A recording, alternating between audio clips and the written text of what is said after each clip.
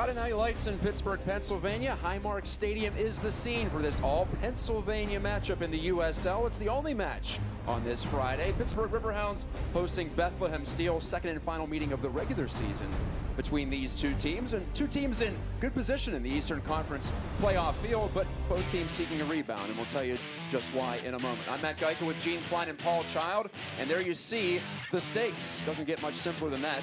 Like I mentioned, two teams that are solidly in the playoff field in the East top 8, and well, seeking to climb a little bit higher. For Pittsburgh, trying to rebound after a tough road trip, and for Bethlehem Steel, a loss at home against Penn. Gene, we look back to this road trip for Pittsburgh. Glass half empty, you could say, because they conceded leads in each of those matches at Indy, at Cincinnati, on top of this one that you see, a late goal given up to Tampa Bay in the previous home game. That's 3 in a row. The Riverhounds haven't closed out a match. Nah, they're definitely disappointed with that, Matt. They've been a lockdown defense almost the entire season. They concede late goals. You can see this one in Indianapolis. Mike Kirk gets caught way off his line. Miscommunication made with Joe Greenspan. An easy goal for Indy, and they're going to get another one right back in a similar situation. And they don't want to give up goals like that. That's way too easy. It's a 6-game winless streak suddenly for Pittsburgh. A 2-2 tie against Indy. Here you see McInerney, Jack McInerney scoring late, felt like the 100th minute, 96th minute for Indianapolis. And well, there you see it roll in, and then Cincinnati stole 3 points at Nippert Stadium. Paul, you know what, though? Even though Nico Brett hasn't scored in 4 matches, the Riverhounds have gotten goals from 4 different players. In the meantime, Mohamed Dabo's strike against Tampa, you see that on your screen right now.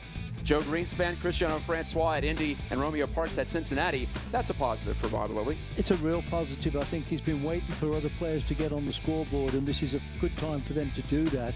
And it'll also put some pressure on Nico Brett to get back out there and get back on the goal scoring. Parks is back on the board again, so it creates some enthusiasm for those guys, and knowing that they can score some goals.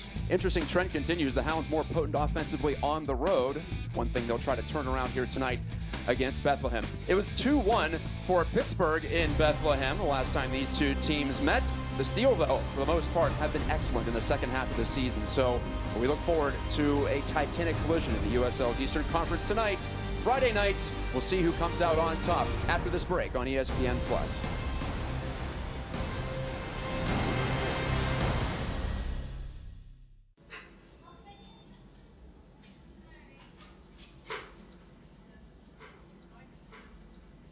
Now, where does it hurt the most when you have it all the way straight?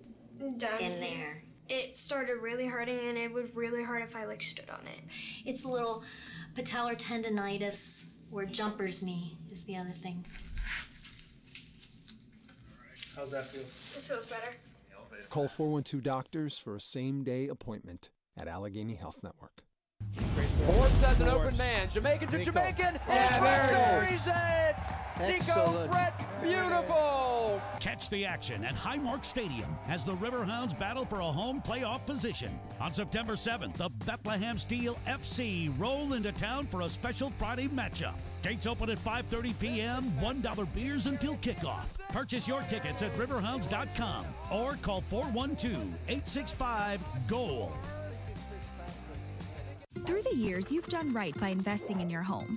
And now, you can use that equity to borrow money for the things you need. With a low 1.99% APR and no fees, you can apply for a home equity loan online and use the money to upgrade to that minivan, make home improvements, or finance college. At Clearview, we can help you find ways to use the equity in your home for more important things. Let us help. Visit us online for more information. Clearview Federal Credit Union, the next generation of personal banking. The Riverhounds Technical Training Academy is back this winter at the AHN Sports Complex at Cool Springs. The 15-session program runs from December to March and is loaded with skills development taught by professional players from around the world. Registration opens in August. Sessions begin December 1st. Find out more by emailing wintertraining@riverhounds.com or by calling 412-325-7238. Welcome back to Highmark Stadium. Ready to tee it up here as you see the select soccer ball being plucked and ready for play by the head referee Daniel Gutierrez. Riverhounds and Bethlehem Steel. And let's take a look at those starting 11s for both sides. Beginning with the visitors, Bethlehem trying to extend a 4-game road win streak. There you see Ferris at the top of the formation with Ingalina, Aronson, and Epps in the midfield. Skundrich and Chambers behind them. Chilua, Aubrey, Mahoney, and Mbaizo in front of John McCarthy. And kind of a spread out midfield, is it not, Gene? Yeah, they're going with a 4-2-3-1, Matt, so it'll be interesting to match up against the Riverhounds with a 5-man back line. Yeah, there you see Ray Lee and Jordan Dover on our graphic. Those are your wing backs as always, or as usual for the Riverhounds. But the real story here, Cristiano Francois inactive, one of the Hounds' more consistent threatening players. And instead, we see Nico Brett and Romeo Parks at the top of the formation. Paul, they've been dangerous in tandem at times, and Parks has worked his way back in the good graces of Coach Bob Lilly. Well, definitely, I think that's what's happened. He got back in the good books, and now he feels that he's got a tandem up front with Nico and Parks, have some great scoring power up there. Last time these two teams met, Pittsburgh won at 2-1. A pair of goals from Nico Brett out on the eastern side of Pennsylvania. These are two of the 3 Keystone State teams in the USL. The other being Penn FC, formerly Harrisburg City Islanders. So off we go. Bethlehem's in the white, Pittsburgh's in the black. The contrast, alternate kits, if you will, for the first time in a long time. And Jordan Dover will have the throw. The Riverhounds, well, they went from having a 6-game unbeaten streak to suddenly a 4-game winless streak after that loss against Cincinnati, 2-1. A heartbreaker for Pittsburgh, no doubt, because they had Cincinnati right where they wanted them for the second time this season. They could not hold on to a lead at Nippert Stadium for the second time. Yeah, very difficult one, I think, Matt, for them to drop that one at Cincinnati. And you know, they've had some lapses here the last couple games, and they're going to try to definitely shore that one up for tonight. Well, here's Ray Lee. That might have been out into touch, and it was signaled by the assistant referee. Tom Felice is one of them. Justin Freer is the other. Paul DeVers is the 4th official. And as I said, Daniel Gutierrez is the man in the middle. Ray Lee returning to action after getting what appeared to be a dubious straight red card late in the match against Indy last Wednesday, 9 days ago. And that forced Thomas Vonkie Azil, the Hounds' all-rookie performer, into a wingback spot for the first time. Now he's in a more traditional location for him this year in the center of the back line as the ball bounces out to Bethlehem on this near side. Again, it's Matt Geica with Gene Klein and Paul Child bringing you the action. This is the only match of this Friday night. This match was moved from Saturday to Friday. Not a common thing at Highmark Stadium. It might be the first Friday match ever here. I didn't get a chance to look back at it. Ball headed out of play, and Prosper Cheluya will toss it back in. Yeah, I cannot remember a Friday night match here at Highmark for sure. Mike Kirk. Kirk looking for redemption as he misread a couple of plays on that road trip. Been a good shot stopper, but at times disconnected from his back lines. That's one thing for the rookie pro to work on, 24 years old, out of Mechanicsburg, Pennsylvania. Kirk sends it left wing. Yeah, Mike's very quick, very explosive. He's demonstrated some excellent shot stopping ability, Matt, but has to be a little bit more decisive and really make some better decisions. There's a great chance for Parks there right off the bat, and wish he'd done something a little bit better with that. He had a little bit more time, and he was rushing his shot because he's not primarily a left-footed player. And I thought Nico Brett making a run in there also, Paul. Park scored the Riverhounds' lone goal at Cincinnati. Kay Banjo had a penalty kick that he missed over the crossbar. So the Riverhounds are now 0 for 2 on PKs this season, in USL play at least, leaving a couple on the pitch. Yeah, I'm sure Bob Lilly wasn't happy with that. I mean, when you get an opportunity like that, especially in Cincinnati, you want to put that away, and then puts them right on their heels. And he would have been really, he'd love that one back again, I'm sure. Aerial ball up for grabs. Canardo Forbes, wearing the captain's armband, pulls it down. Jamaican with 4 international caps to his credit. Hooks up with Jordan Dover. Canadian wingback pushes the ball just slightly up the touchline. Zemansky couldn't keep it in possession of the Hounds. Cheluya to Marcus Epps, under contract with the Philadelphia Union. This is the affiliate, player development affiliate of Philadelphia Union of MLS, coached by Brendan Burke, his 3rd season for this 3rd-year club. And they really caught fire of late, Matt, and they're certainly right up there in the hunt for the playoff spot and pushing everybody ahead of them. And of course, the Riverhounds are trying to get themselves back up into that 2nd spot. in the league. So crucial game for the Eastern standings, and I'm sure a lot of eyes are watching this one to see how it turns out. Bethlehem with a win tonight would pull within 1 point at Pittsburgh, but they have played 3 more matches than the Riverhounds as Brett forces keeper John McCarthy of Bethlehem to come out off his line. Yeah, and I think that's an important point that they have. You know, the Riverhounds have 3 games in hand. This ball's getting away. Yeah, barely saved that one.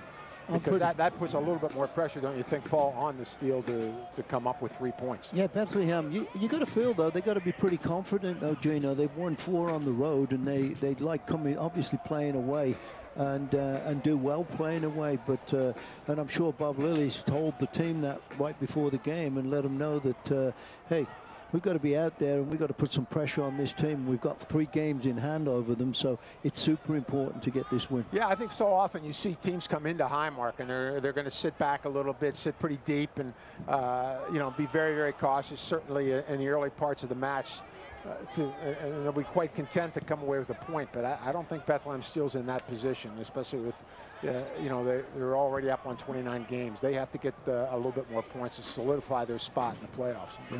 So we're going to see them push it a little bit, and I think so far they've been, you know, we can see them being a little assertive in the attack.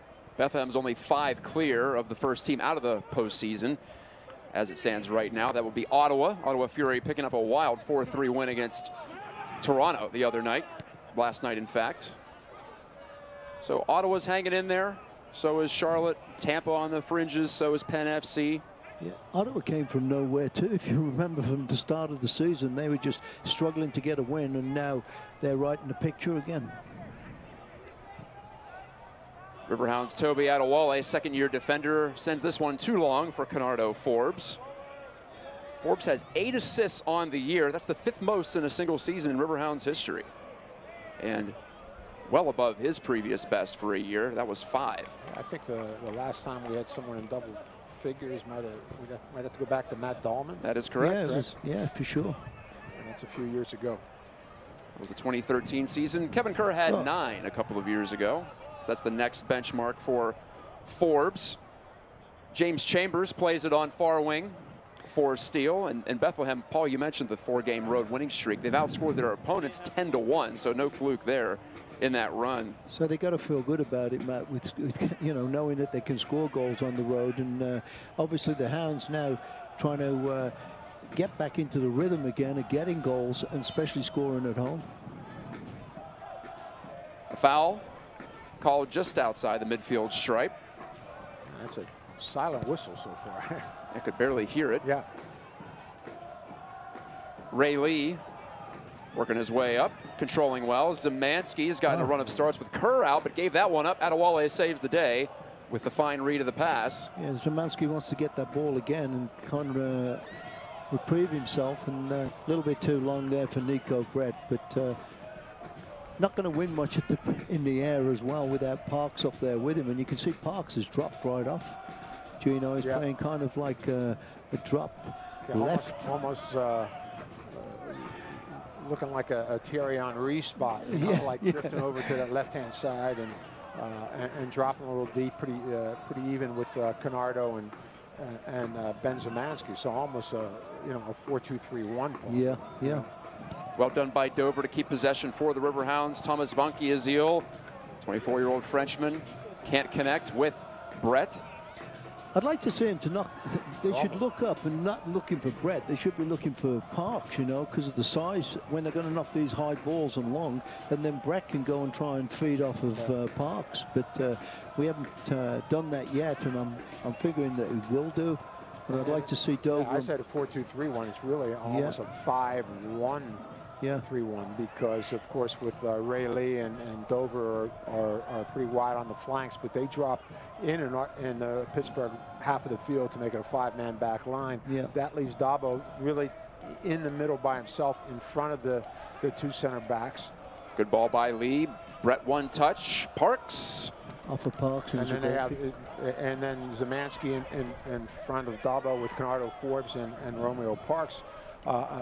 Giving them a little bit of width, and Nico Brett up by himself. So might be how they're going early, we'll see if that evolves, Paul. If we see Romeo go up a little bit higher, sure, and if Canardo can come in. I mean, one of the strengths of the Riverhounds we have seen as the season has progressed is the mobility of like a Canardo, Forbes, a Dabo, a Ben Zemansky, and we find them in different spots all the time trying to find pockets of space. So we'll right now it's pretty regimented, so we'll see how that works out. The Riverhounds have allowed just 3 goals all season in USL play at home. 11 clean sheets in 14 matches. They haven't allowed multiple goals in any of those games. But Bethlehem, they scored twice at Nashville a couple of weeks ago and pulling out a win, and Nashville had just allowed 3 going into that one. So yes, the Steel team is hot. They score quite a bit. And they don't have anyone that you have to really key in on. That might make them more dangerous to defend, because there really isn't a player you point to. Santi Moar has 6 goals to lead the squad, but Fabian Herbers has 5, Derek Jones 4, Chris Nenko, who scored against the Riverhounds last month, has 4. So does Michi Ingalina. Yeah, that is a little bit different. You don't have anybody really to pick somebody up or designate somebody to mark a striker if they're all getting a shot. Here's a good opportunity. Forbes, right wonderful here. through ball, Dover, and he misfired, slicing it off the outside of the goal frame. Needed a little bit more composure there, Matt. I mean, he's in a great position. If he's just got to calm down a little bit, if you get a replay here, you're going to see he just swipes at this ball and just figures he's going to hit it as hard as he can. Yeah, his body's all over the place, isn't it? Yeah, he had no idea where it was going, really. Dover, who's already matched his total appearances all of last year for the Rochester Rhinos, has 1 goal on the season way back in April at Cincinnati. I think he was trying to roof that in the near post corner. Yeah, you know. I'd like to see him hit it really hard and low to the far post. You know, it could have caused a lot of problems. You might get a defender deflecting off a defender and going in even. So that's where I'd like to see him a little bit think about it and composed. That's funny you mentioned that. That was one of the points that Bobby Lilly was making at yesterday's training session. He felt like players from angle were trying to score short side a little too much and not giving a chance for a rebound or some sort of a deflection, and let their teammates go crash and look for the loose ball. Yeah, I'd like to see Forbes and Dover start connecting again. They were doing it for a little while, and they seem to have it's drifted away, Gene. Yeah, I was just about to say that the ball by Vonkie Azil into Nico Brett. And Brett's going to run on. McCarthy has to back off. How will Brett strike it? McCarthy makes the stop. Dover again. That's blocked. That was a great shot there. Yeah, that's better there for the Riverhounds. 2 good shots. And Dover, even with the second one, this time didn't really thought about it and tried to hit it hard and low. Yeah, his head was steady, stayed over it.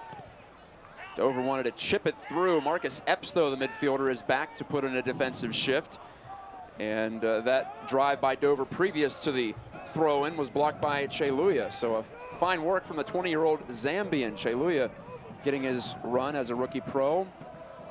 And Dover learning from his first effort at shooting. I think, as we said, if he had some composure, and that time he really thought about it and took a better shot. Yeah, and I really like to see Dover provide more width. He's too narrow in here. I mean, Highmark Stadium is narrow anyway. Like for Brett, Dover's cross is headed up and out by Matthew Mahoney. First corner of the match goes to the Riverhounds. We'll take a glance at the replay before Zemansky puts this one back into play. As we mentioned, Dover involved here. That's a great little touch. This is Brett on the first chance. On Brett. Yeah, good, hard, and low. And this second shot is really a good one, too. There's the corner. Zemansky high in the air.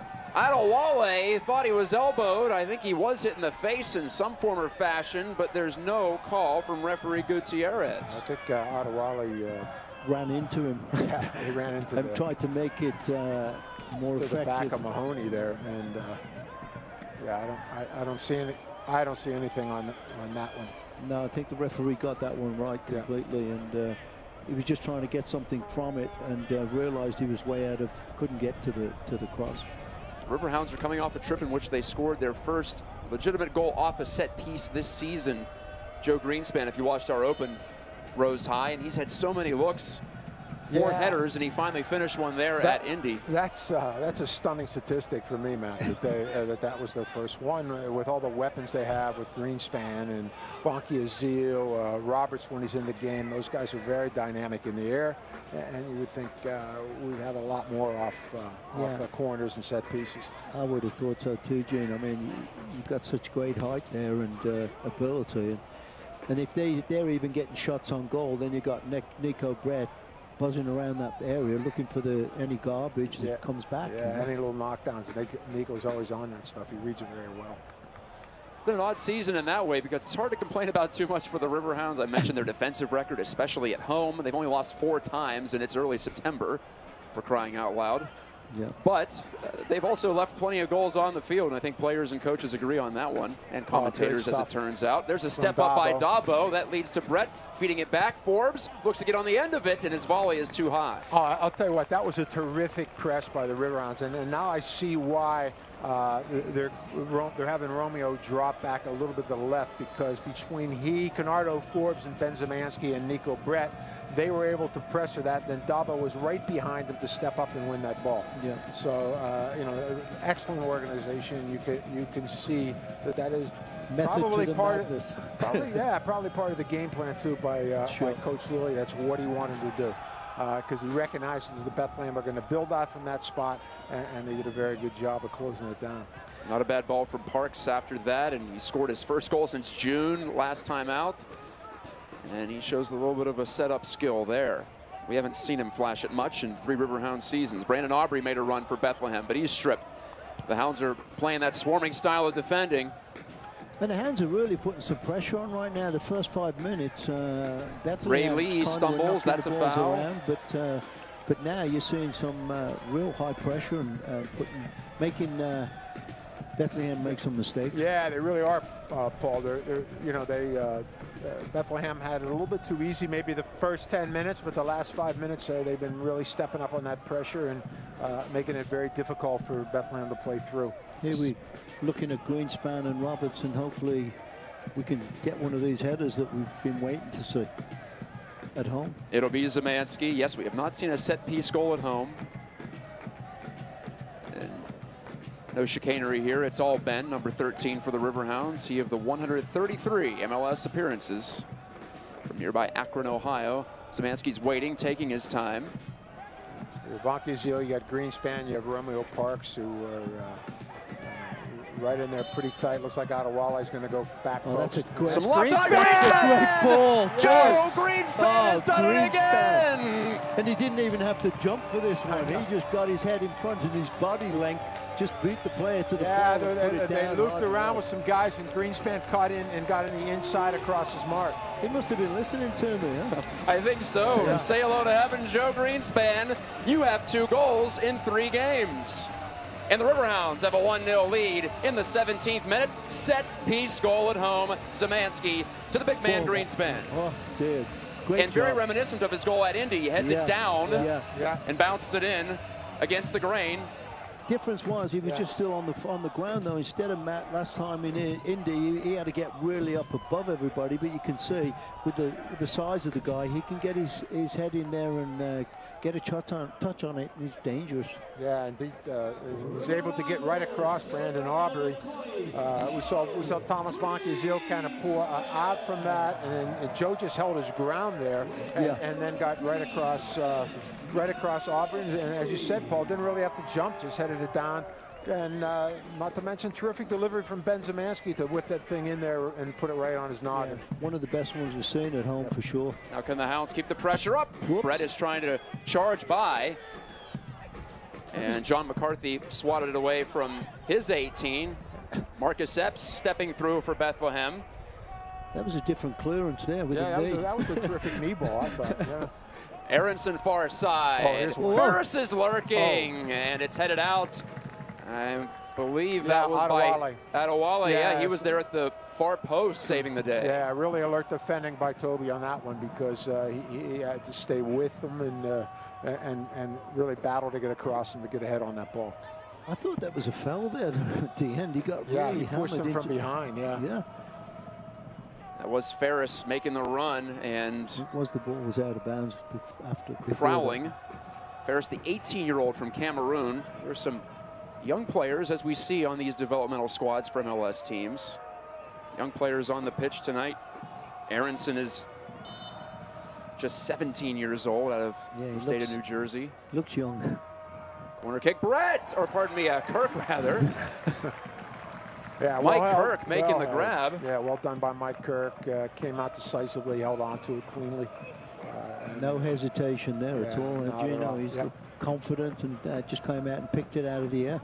We've seen his hands prove sticky in those situations. No, he's been very decisive in the air. It's been those balls behind that have caused him a little bit of problems. I'm sure that Hunter Gilstrap, the goalkeeper coach, has been working pretty hard with him to try to correct those mistakes. Parks on the run, but can't get there ahead of Mahoney, and right back to John McCarthy, another one of the players under union contract. McCarthy 3 shutouts and 10 starts. He actually played for Bob Lilly in 2014, pardon me, for the Rochester Rhinos. He was his starting keeper, was McCarthy. So the steal, they've been stung early. And they're used to playing with the lead on the road lately. Not so much right now. Bethlehem's won 6 of 8, even counting a 3-1 loss to Penn at home last time out. So they've pushed hard, and they've had to because of how the schedule has been. They've taken advantage of all the games, and they're going to have to keep up that level. It's a tough one there. Yeah. It's got a little shove in the back, I thought, but handball. So the goal scorer is Greenspan for the Riverhounds, if you just joined us. He's a great story in and of himself. Formerly of the Naval Academy, got a deferment on his military service to pursue a professional soccer career. He's played a handful of matches in MLS. And in his second year with the Riverhounds now. That's a nice ball. Headed out by Sheluya, and Jordan Dover will do the honors on the throw-in. A reminder that Select is the official soccer ball of the USL. For the latest products and offers, visit selectsportamerica.com. Receive free shipping on orders over $50.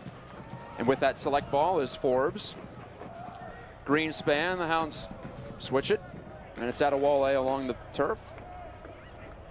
First time we've seen Ray going down that left side. And there he is. Ray Lee is in. The left footer puts it off McCarthy, and it's Parks, and he missed it somehow. Romeo Parks. Whoa. He missed a couple like that at Cincy early, too, before his finish. Yeah. Boy. That's a half-open goal that you probably have to hit. Yeah, he has to hit that one, Matt. I mean, terrific. It's great. As Paul pointed out, great to see Ray Lee finally getting into it.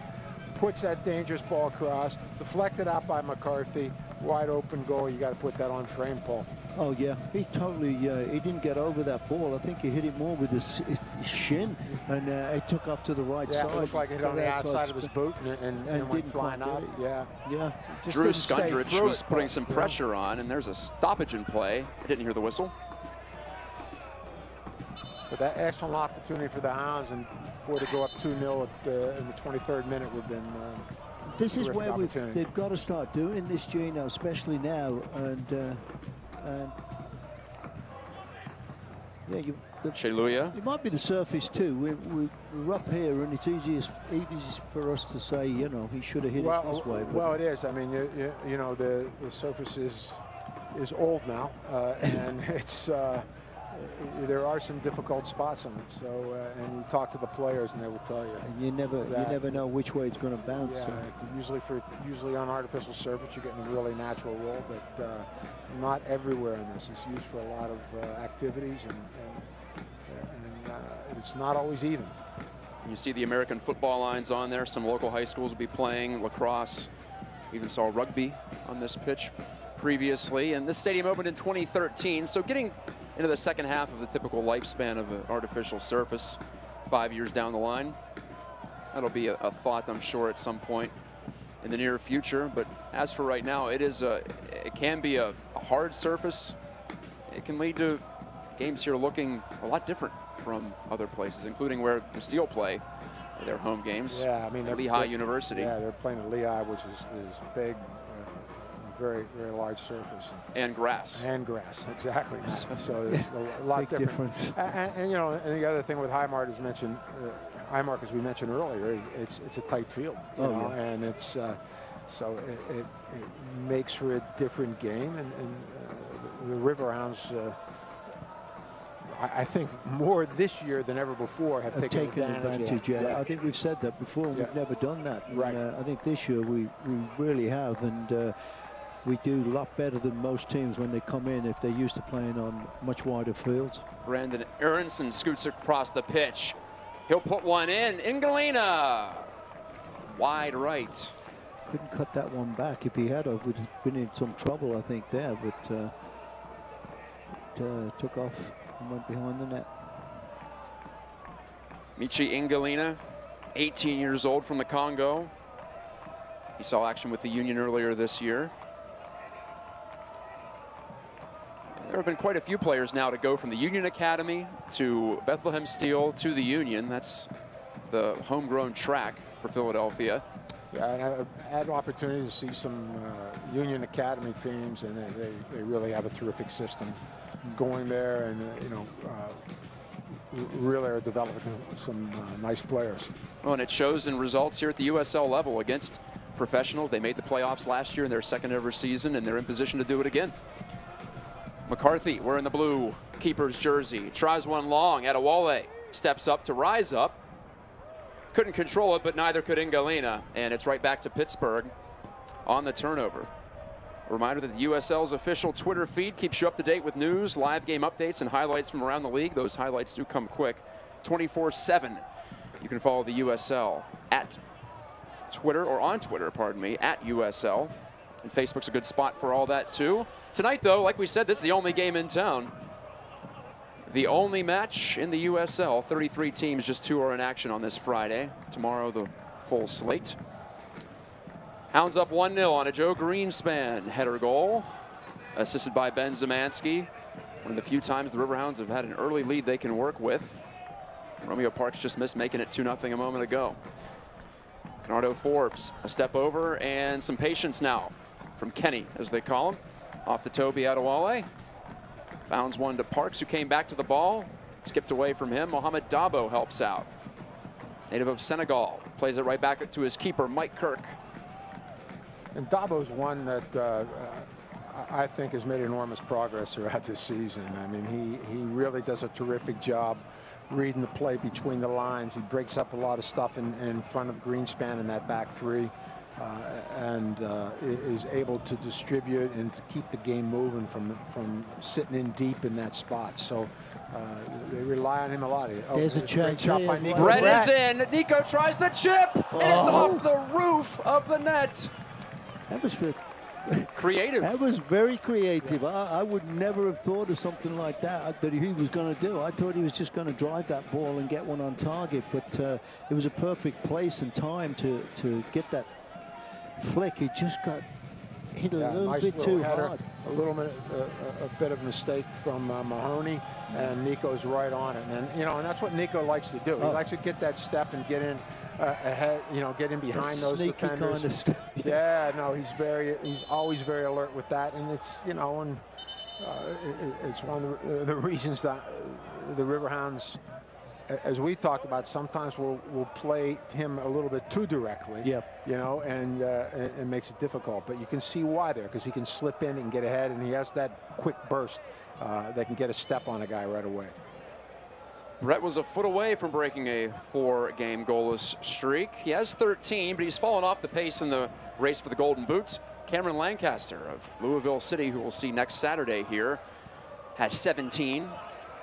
Here's a good opportunity, 2-on-1. Counterattack now. The Hounds have 3 men involved. Forbes looks for Parks, and it's just wide on the header against the grain. He got a touch on it, I think, the goalkeeper. I think it was a terrific save by McCarthy. Yeah. He got a hand on that. That's the ruling. It will be a corner kick. Yeah, it didn't look like it at first, did it, Gino? And then it might not have been going in, but I believe there was a fingertip. For the Riverhounds here, as we see Kenny Forbes again, and a nice little move by. I think that might have been sneaking in the post. Watch this. Yeah. Yeah, and he got his just got a fingertips. fingertip on that. Yep. Couldn't take a chance, could McCarthy either way. No, he could not. He did very, very well to get out on that one. Hopefully one of the big boys can come up again here. Maybe Roberts this time. Zemansky directing traffic here. McCarthy's already made 2 saves in this match. Depending on the accounting. Low corner. I don't know if that was intentional from Zemansky, and Brett unable to create anything from it. And the clear from Marcus Epps of Bethlehem Steel. It's Bethlehem Steel in the Steel City. And Bethlehem will get the restart, apparently. Yeah, I mean. Yeah, I thought that was a handball, but then he says it's high kicking. So there was 2 calls there, and I think the handball was before the high kick. I'm Matt Geika with Paul Child and Gene Klein. We are in the commentary booth at Highmark Stadium, where the Riverhounds are in search of victory number 13. Number 8 here at home if they could get it. They're off to a fine start, pressing and mostly keeping the ball away from Steel FC. Adewale, the switch of play, too much on that. But again, I think Dover has to be out there. Yeah. I mean, it's a little bit too far, but he's in narrow and then coming out with, you know, he should be. He should start out wide and come in for sure. Because then the player passing. I mean, Bonky Zil can cover that space behind him. It's not, you know, I'd like to see him pop out there and get into that space. We see Ray Lee do it all the time from the left.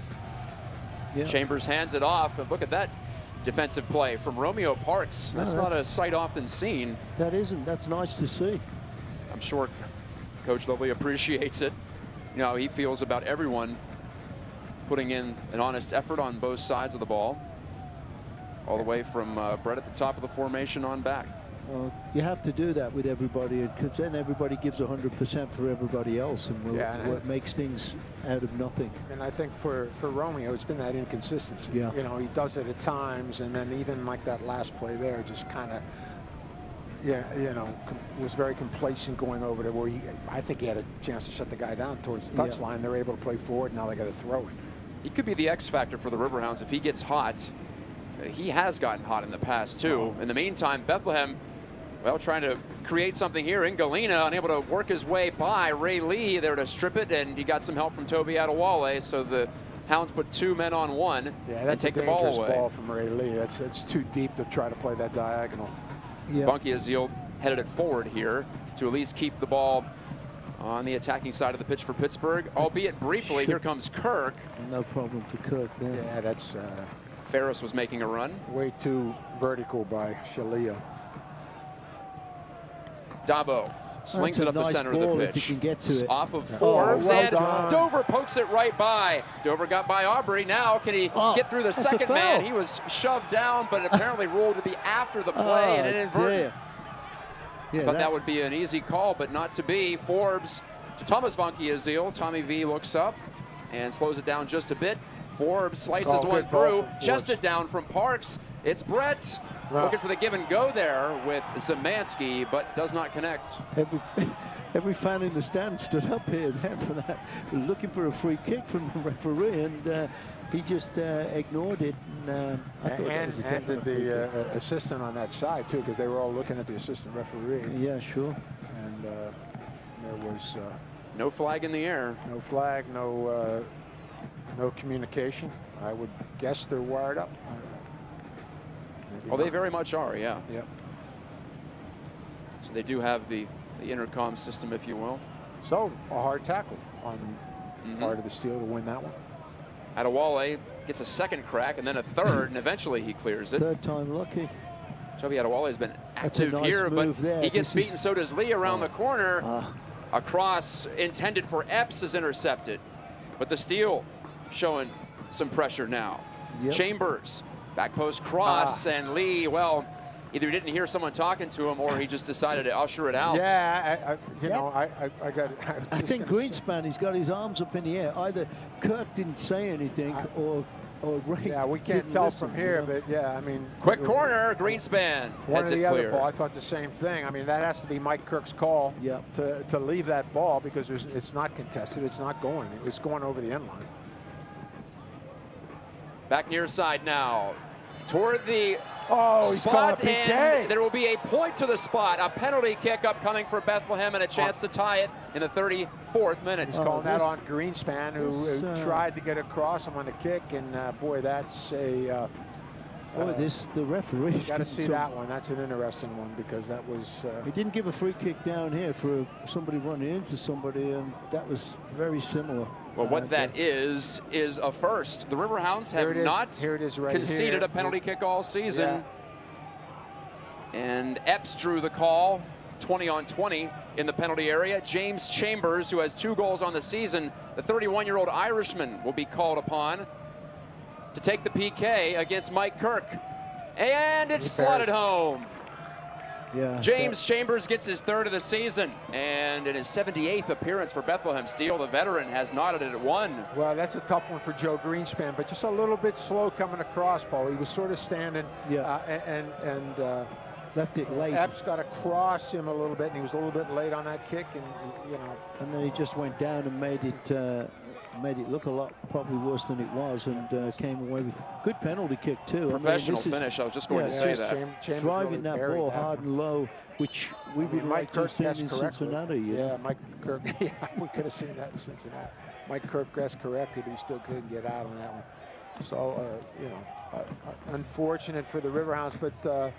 In fairness, though, Bethlehem still have picked it up the last 10 minutes or so. Definitely, yeah. This has been a very equal game going. And it's gone with some ebbs and flows because the Riverhounds had the pressure on, prior to that, and then after the Hounds scored, it seems like Bethlehem picked it up a little bit and have been putting a little bit more pressure, definitely, and a little bit more active on the Hounds' back line. Well, just the 2nd time all year that both teams have scored in a match at Highmark Stadium, and that's the first half goal allowed by the Riverhounds at home this year.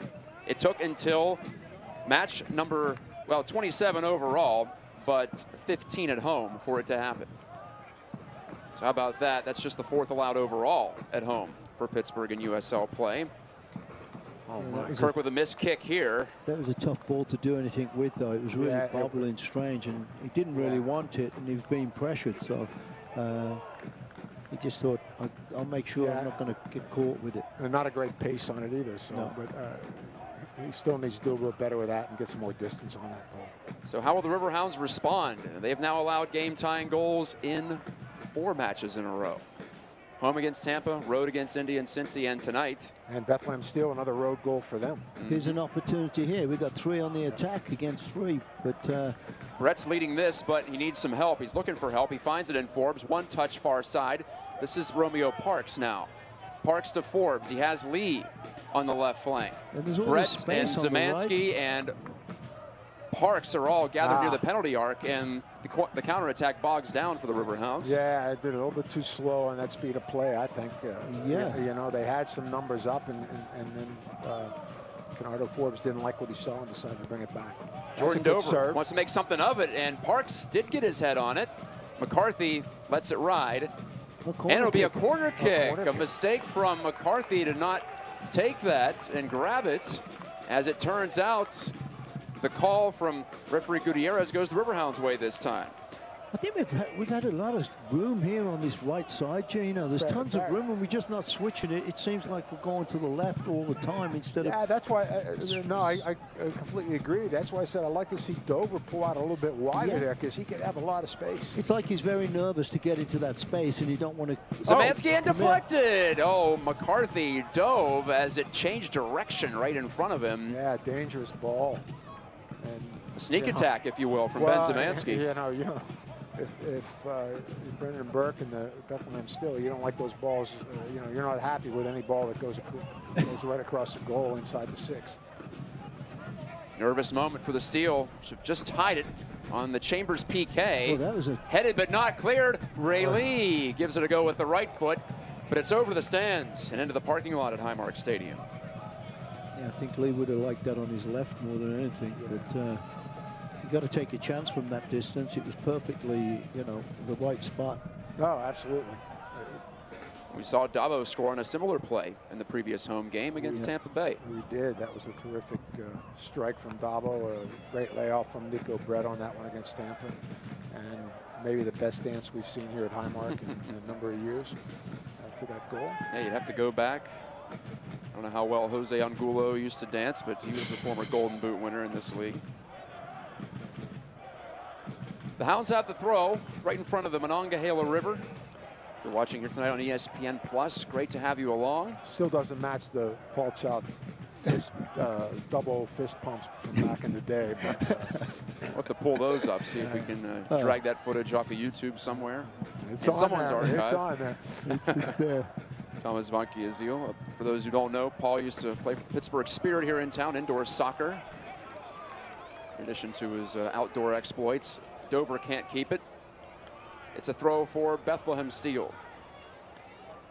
Yeah, Hounds trying to put a little bit more pressure, I think, now, Gino, at this stage, and try and really force Bethlehem to cough up a chance here so we can get another shot on goal. And you can see everybody's really, really tight. And Vankiazil won it. There's another one from the pressure there in the organization in the midfield. Now they need to connect. Now here we go. And there's one from Dover again. Funky's going down the line here. Dover's seen plenty of the ball, wanted to slot it through there for Parks. Vankiazil in there. They're going to let that one play, but that's out of bounds. That's out of touch. Marcus Epps couldn't turn it up. Yeah, I mean, get it going. I think the Riverhounds have been very, very good pressing in the attack third of the field, and they've, as mentioned earlier, done a very good job, stayed very well organized. Just like to see them play with a little more quickness, a little better speed of play on the counterattack when they do get some numbers, because certainly with Romeo and Nico Brett, you got the wheels to break some guys down. Now it should be switched. So and get Dover out there more. He should be out wide instead of in there. He's kind of getting himself marked well, when he's too far in. Yeah, when he is coming out, Sheluya has to come with him. So at the very, very least, he's opening up some more space for Canardo Forbes to run through that gap, or even Nico to spin off somebody's shoulder. Parks tried a volley to the middle, and James Chambers cleared it. You know, he's probably feeling a little bit extra good after scoring the PK. Making a run in Galena, and it's out deep throw for Bethlehem. Came off of Roberts there just at the last second. And Adewale. Oh, was it? Yeah. Or was it Ray Lee? I believe it was Lee with those bright green boots over there in the corner.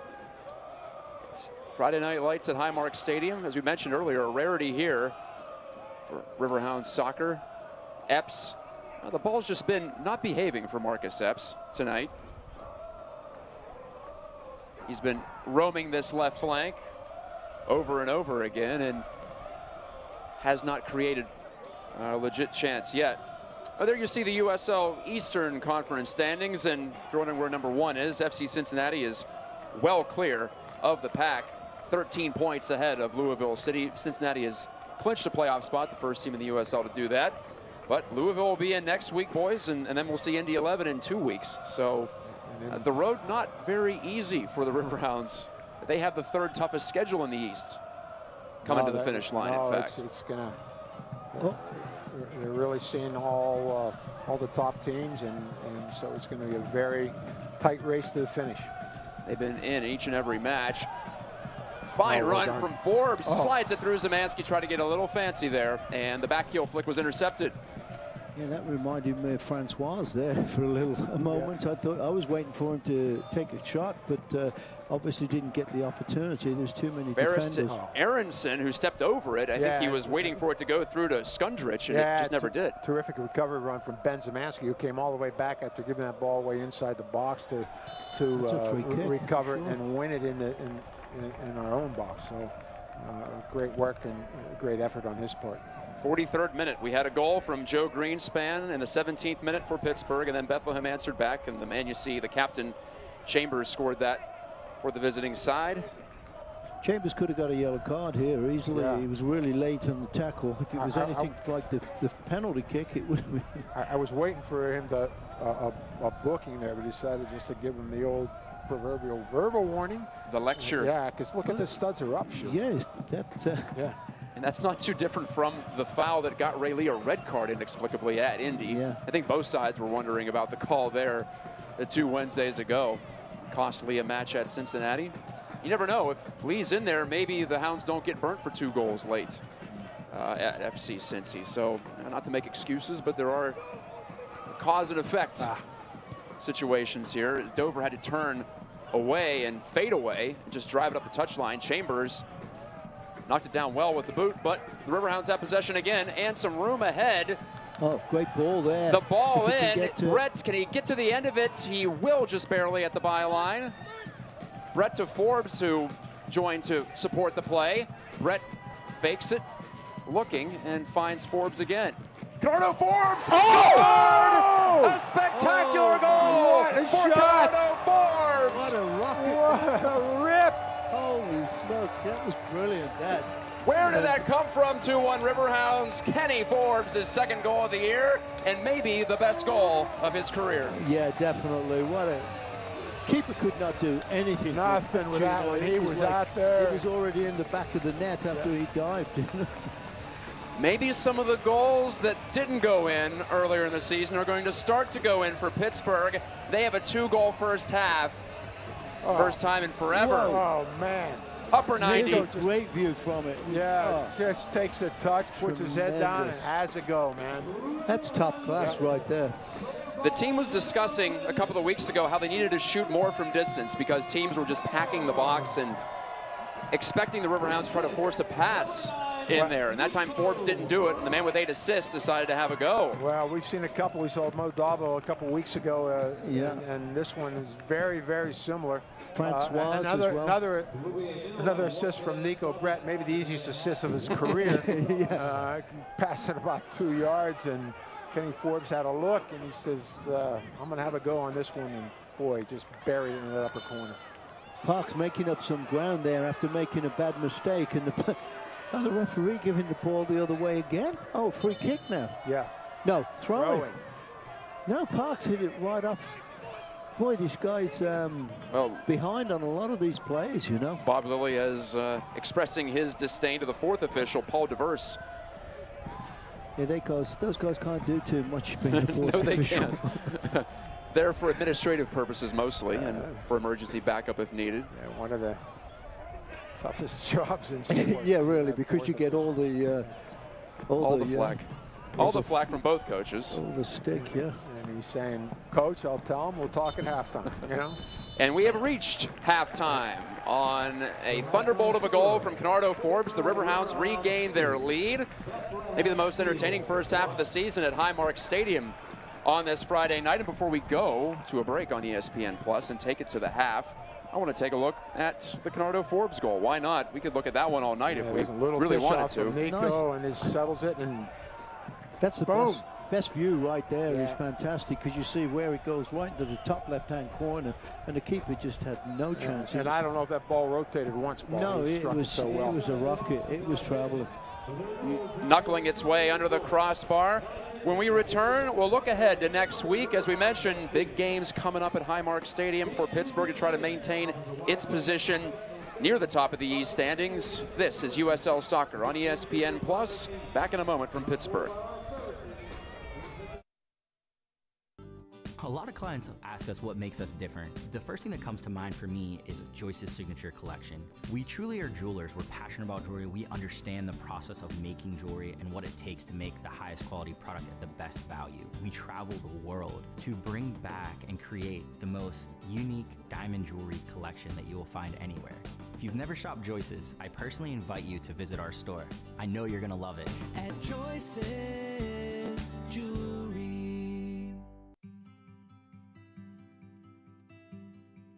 I just want to make sure that I just do everything I can to just protect him and love him and just, you know, just be the best mom I can be. Yeah. And with your first, you want to know the doctor because you want to be comfortable with them. Yeah. I don't want to feel like I'm at a baby factory. Be like this. The region's fastest growing labor and delivery program is at Allegheny Health Network. The Riverhounds Technical Training Academy is back this winter at the AHN Sports Complex at Cool Springs. The 15-session program runs from December to March and is loaded with skills development taught by professional players from around the world. Registration opens in August. Sessions begin December 1st. Find out more by emailing wintertraining@riverhounds.com or by calling 412-325-7238. Through the years, you've done right by investing in your home. And now, you can use that equity to borrow money for the things you need. With a low 1.99% APR and no fees, you can apply for a home equity loan online and use the money to upgrade to that minivan, make home improvements, or finance college. At Clearview, we can help you find ways to use the equity in your home for more important things. Let us help. Visit us online for more information. Clearview Federal Credit Union, the next generation of personal banking. Welcome back to Pittsburgh. Highmark Stadium, the site of an electrifying first half. Riverhounds scored first, Steel responded, Hounds scored back right before halftime, and there you see it. The product is 2-1 Pittsburgh after 45, I'll make it 46 minutes. I'm Matt Geica with Gene Klein and Paul Child. And not to put this one in the rear view too fast, but we're excited about what we have coming up here in 8 days' time on the banks of the Monongahela River. It's the second and final regular season matchup between the Riverhounds and Louisville City FC. And here you see, well, speaking of Bernardo Forbes, that's when he scored his goal, late June at Louisville Slugger Field. And the Riverhounds are the only team to shut out Louisville and win down there this year. At the defending champions, Gene, that was a quality win, and they're looking forward to having another crack at Lou City. Yeah, I mean, Lou City's been very difficult at their place, and for the Riverhounds to come out there was terrific. And of course, this is going to be a great contest back here at Highmark in another week. And well, it was not without controversy. That's Dan Lind nearly conceding a goal, and this one blocked on the sliding play from Hugh Roberts. So many close calls there. So if we're lucky, we'll see a tight battle. And Paul, it's a clash of styles because Louisville scores a ton. The Riverhounds don't allow much at all. So that's one of those where the boxers make the fights, if you will. Yeah, two teams swinging at each other, strength on strength. Yeah, it's a real good class matchup, you know what I mean, where you've got offensive players really going at the defense and the defenders knowing that they should be stopping them, especially Bob Lilly's teams, and doing that job. So it should be a real good match next week coming up. Plenty to look forward to. There you see it. You'll catch it here on ESPN Plus next Saturday at 7. And the following Saturday, the 3-match homestand finishes against Indy. And that was a barn burner at Lucas Oil Stadium 2 Wednesdays ago, a 2-2 draw. Yeah, plenty of controversy, plenty of offense as it turned out there. And then the chance to win the Keystone Derby Cup once again at Penn FC down there in Harrisburg. That's a midweek match. And, well, 3 matches in the span of 8 days for the Riverhounds there to close out September. So they still have plenty of work to do. And let's go back to those Eastern Conference standings one more time. And, well, Ottawa Fury, technically, guys, they've moved into the top 8, even though they have played more matches than Nashville. So the battle is on right there at the bottom of the playoff field. No, there's still opportunities for Nashville and North Carolina FC. And as you see the standings, Ottawa has 3 games in hand. So there's some opportunity for Nashville and North Carolina to make up some ground. And same thing with Louisville and Pittsburgh. They have a game in hand against FC Cincinnati. And just to let you know the stakes, if you finish in the top 2, you guarantee yourself home field in the first 2 rounds. So that's a goal for Pittsburgh and Louisville and Indy and Charleston, really, and even Bethlehem. Top 4 gets you a home match guaranteed. And we have never seen a home playoff match at Highmark Stadium since it opened in 2013. So that's a big goal for the Riverhounds. So would you. Yes, here are the top 4 as we go and look ahead. Indy only has 6 matches left. Cincinnati has 7. But, yeah, if you look at strength of schedule, guys, Indy's up there, and then Pittsburgh is right behind them. So tough roads ahead for both Indy and Pittsburgh. They're going to have the workout cut out for them to get into the top 2. But you also look at Cincinnati, and they have 5 away games out of their final 7. Yeah. So again, an opportunity for Louisville and Pittsburgh to close the gap on FC Cincinnati. They have to cool off sometime, right? Yeah, this could be it. Yeah. Definitely, with 5 away games, that could be a really change point in the league, and giving these teams like Indy and Indy, Louisville, and Pittsburgh an opportunity to creep up on them here.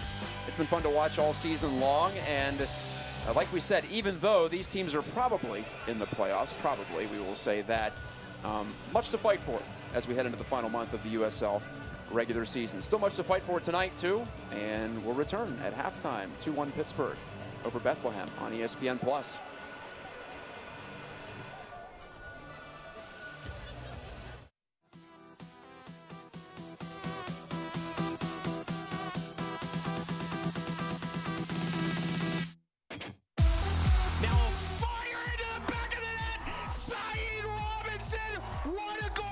it here as maybe another potential chance for the Rangers. Long range shot, incredible save. Ball knocked over the top. What a touch! Guzman! Put a delivery. Header, tipped over the bar. What a save. It's Kuzane. Oh! Sensational! Handball. Jay Bolt saved by Ranjitsingh. Lance Lang! And it's saved by Crépeau. Are you kidding me? Antoine Opino! Tina kick save by Spencer Richards. Tina, a left-footed shot. Oh, wonder goal from Jesse Daly. Headed towards Vega. Did he hold it out? Somehow, Daniel Vega holds it out. Dennis can hit from this range. Aaron Dennis. Cross header towards the goal. It's Dejas punches it over the top to save the lead. Fernando Adi over to his left foot. Fernando Adi, his first goal in Cincinnati. Chambers, he's going to hit it. And Pizer tips it over the bar. The out swinger. And volleyed in for a goal. The defense, Lasser 1v1 versus Puadi, who makes a beautiful save. Enriquez on his right. Skundrich, what a save from Pizer.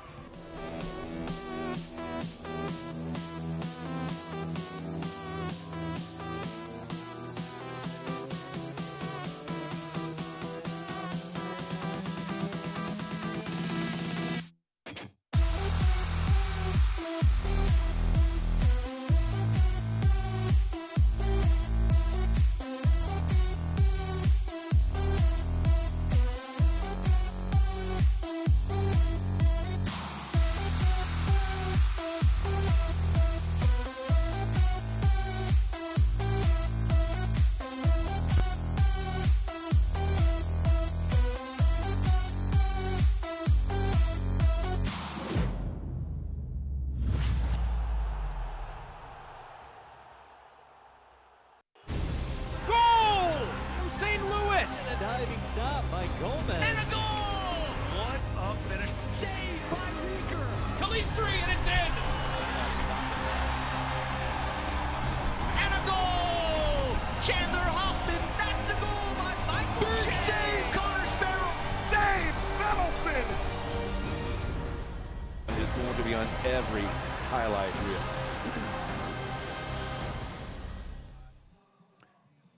(2-1) Pittsburgh at the half. And you just saw, we're looking ahead to the game of the week on ESPN3. Our man Mike Watts will be on the call from St. Louis next Wednesday, 10 p.m. Real Monarchs, always strong Real Monarchs, pay a visit.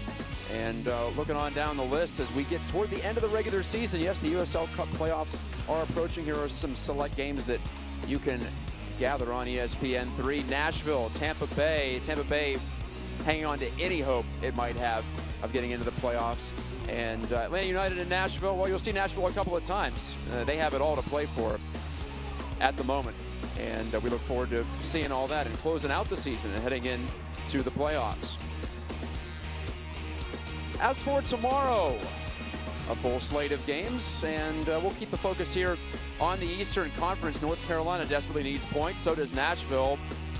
That should make that one tenacious at 5 p.m. Charleston and Tampa Bay. Battery have fallen off a bit, but still in a pretty solid playoff spot. Penn FC needs everything to go its way to make the postseason, but still a chance. And they'll host Atlanta. And the late game, if you will, just the 7:30 start. River City rivalry, always fun. Lou City and Cincy, 1 versus 2 in the Eastern Conference. I know I'm looking forward to seeing how that one turns out. News and notes looking ahead to next year. As we see, Hartford has a boss, Hartford Athletic, getting going, coming to the USL. Memphis gets a look, and rather handsome at that. Memphis 901 FC. And a Division III update. Orlando City B used to be in USL. Now they'll be in USL D3 next year as that league continues to develop, the one below the USL and the USA Soccer Pyramid. Well, plenty of news to catch up on USLsoccer.com if you like, and you can do that. I suggest it if you're interested in the fastest growing league in the United States. Here in Pittsburgh, we'll return for second half action. It's been fun so far. We anticipate more of the same in the second 45. Back in a bit on ESPN+. Ow. bit. A little bit right here? Yeah, right there. Well, it looks like we can treat this in just a cast. So is this your first time getting a cast? Yes.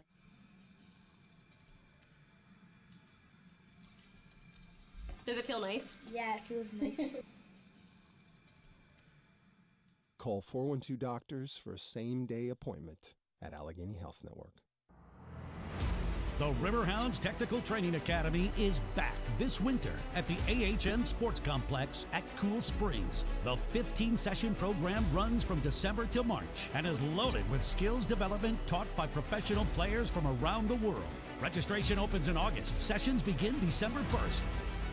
Find out more by emailing wintertraining@riverhounds.com or by calling 412-325-7238. All right, that's enough, you two. Don't paint your brother. No, you can't eat the clay. What can I say? Moms just know. I'm Christine Sorensen, and as a mom, I know parents know a lot. But for the few things we don't know, there's Kidsburg, your go-to resource for all the great things in our area for kids and families. Everything from kid-friendly events, creative learning, and help for parents. It's every Wednesday on KDKA TV, emailed to your inbox and online at kidsburg.org. Back in Pittsburgh, and let's look back at that first half quickly before we get things going in the second half. And plenty to look at if you like offense. Ben Zemansky, the Riverhounds, strike for a set-piece goal that looked a lot like one they got last week at Indy. Joe Greenspan, 6'6", and using every bit of that. Got in front of the player there and just puts it away. Yeah. Squeezing into the position in front of Brandon Aubrey was Greenspan, his second goal in 3 matches, and Ben Zemansky. Fine service. Let's not ignore that on the free kick from outside the penalty area. The Hounds had opportunities to make it 2-0. This was Parks' header against the grain. Yeah, terrific save by John McCarthy there just to get a fingertip on that and deflect it wide on Romeo Parks' header.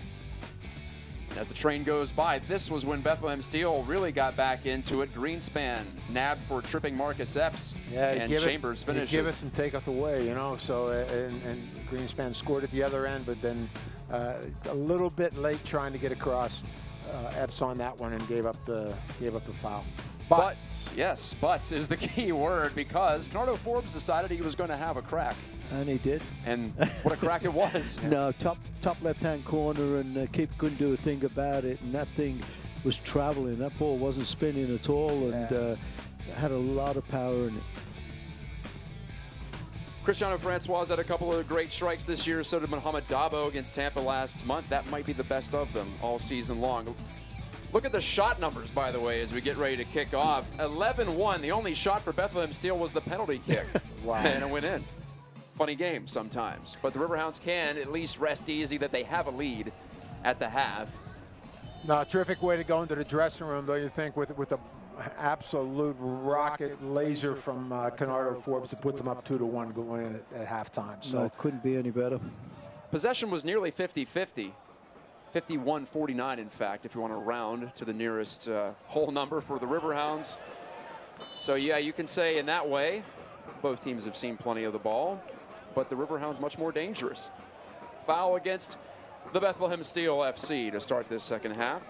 But as we said in the beginning, it's nice to see different players scoring goals too, though, Matt. This is what the team needs. You never can just rely on one, and or even 2 players. You've got to have other people getting into the mix, and it's great to see that. Just 5 Hounds have multiple goals, but it was 4 coming into the night before Greenspan connected for his second. And Conrado Forbes has been one who's been assistant on most of these goals, but boy, he struck that one really well. And I know it's a bigger roster for Philadelphia, but they do go to Philadelphia for Bethlehem, but they have 15 players with multiple goals, so that's just comparing the two. Yeah. It's quite the contrast. Riverhounds have gotten the lion's share, 13 from Brett. And the next men, Forbes and Parks, nearly a takeaway. Yeah.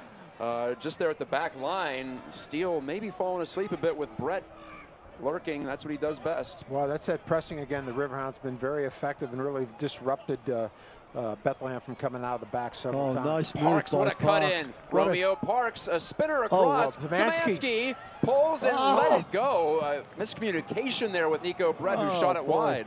I don't know if that was one of those funny bounces that got away from Zemansky. It could have been, but Zemansky should have hit that one, I thought, there, and Brett should have got out of the way. Yeah. And because he was definitely in a body position wise, could have hit a great shot.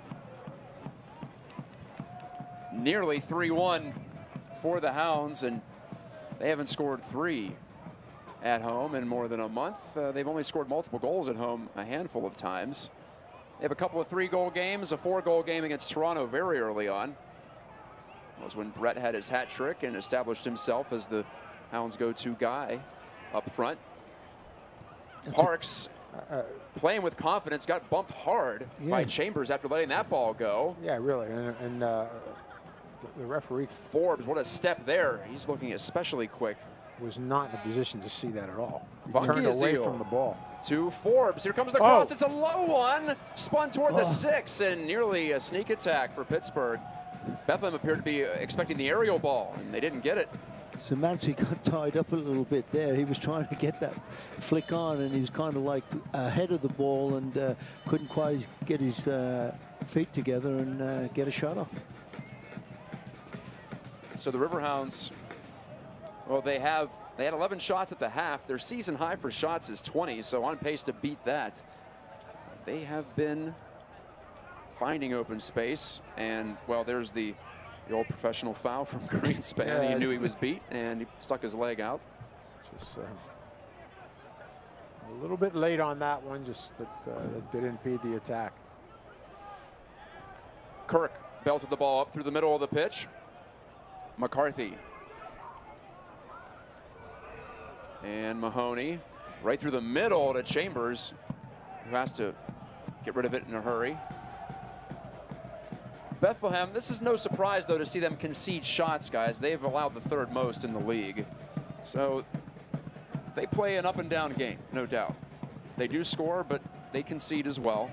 They score late in the games, too, don't they? Usually. I saw their record. They've scored a lot of goals in the second half. Greenspan playing with fire against Ferris. Left that behind, but Ferris didn't anticipate him to do so. Yeah, could have had an easy break. I don't think that's Joe Greenspan's that's his forte. Doing a couple Ronaldo stepovers in the middle of the field. No. But he scored a goal. He's feeling frisky now. He got away with that one. No, it's going to be interesting what happens in the second half. We said at the beginning of the game, I mean, Bethlehem really needs 3 points here, and what is it? They lead the league with second half goals, I believe. So on the road, yes, on the road. they do. So, what a great Lee chance. Swings it in. Parks, I'm not sure what that was supposed to be, but it's headed clear. It's still in a dangerous area for Bethlehem, and they give it away. Over there is Forbes. He has another crack at it, and McCarthy has to punch it. Boy, he must have had his Wheaties today. I was thinking the same thing, man. He still has it, does Canardo. Forbes wanted to go back into the what a middle, and he ball. finds Brett, and it's blocked.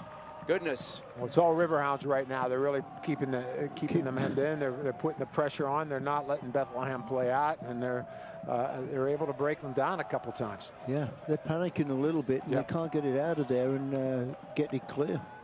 And the Riverhounds aren't letting up, and this is, we talk about the field a lot. That's the type of surface where you can just keep the pressure on. And Greenspan right back to Kirk. Yeah, better clearance that time from foul. Kirk's, and that has to be a foul. But. And it was not Chambers skates by against Zemansky there.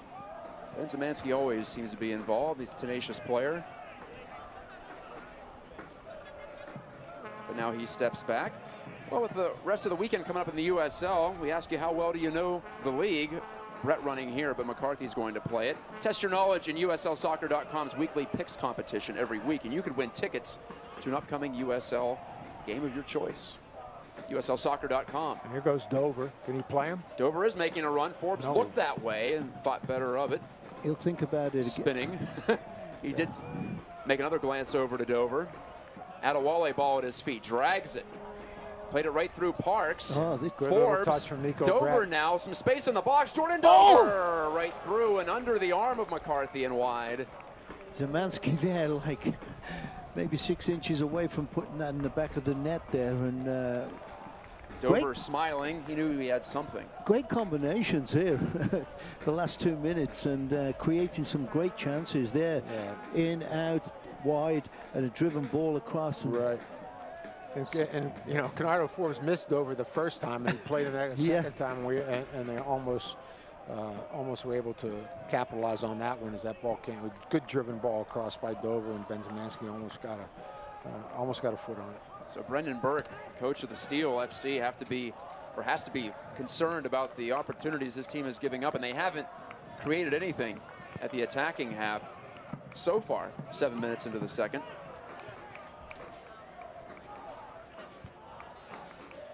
Burke, the 35-year-old from Massachusetts, came up through the Union system, Philadelphia Union, that is. Nice flick on from Nico. It was a beaut, and Parks cuts back and missed the post by an inch. What a shame there. That was a beautiful move, and just couldn't get around on that ball. And you can't knock him, Gino. The guy's creating some great chances, and that was a fantastic one there, and was very unfortunate. Couldn't bend it into the post. Yeah, watch on this one. A terrific cutback with his left foot.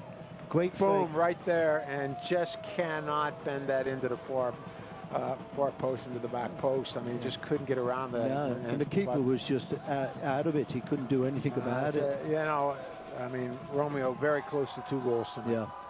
Brandon Aubrey was the defender that flew by as Parks decided to leave him behind. And let's not forget that was the flick on from Brett, and those two again are buzzing tonight. They are taking advantage of a Bethlehem back line that has left some spots open, some seams. But I love this. Dabo to Forbes and a through ball to Parks. Once again. Brett's making a run. What will Parks do? Romeo, a step over move, a left-footed cross, right back to Dover, who missed. Well, there it goes again with Romeo Parks on the left side. I was just about to say, I really love the setup that Bob really has imposed, where he's pulled Romeo back on this left side, allow him to have some space over there, you know, and then Canardo Forbes on the right, was Zimanski in the middle.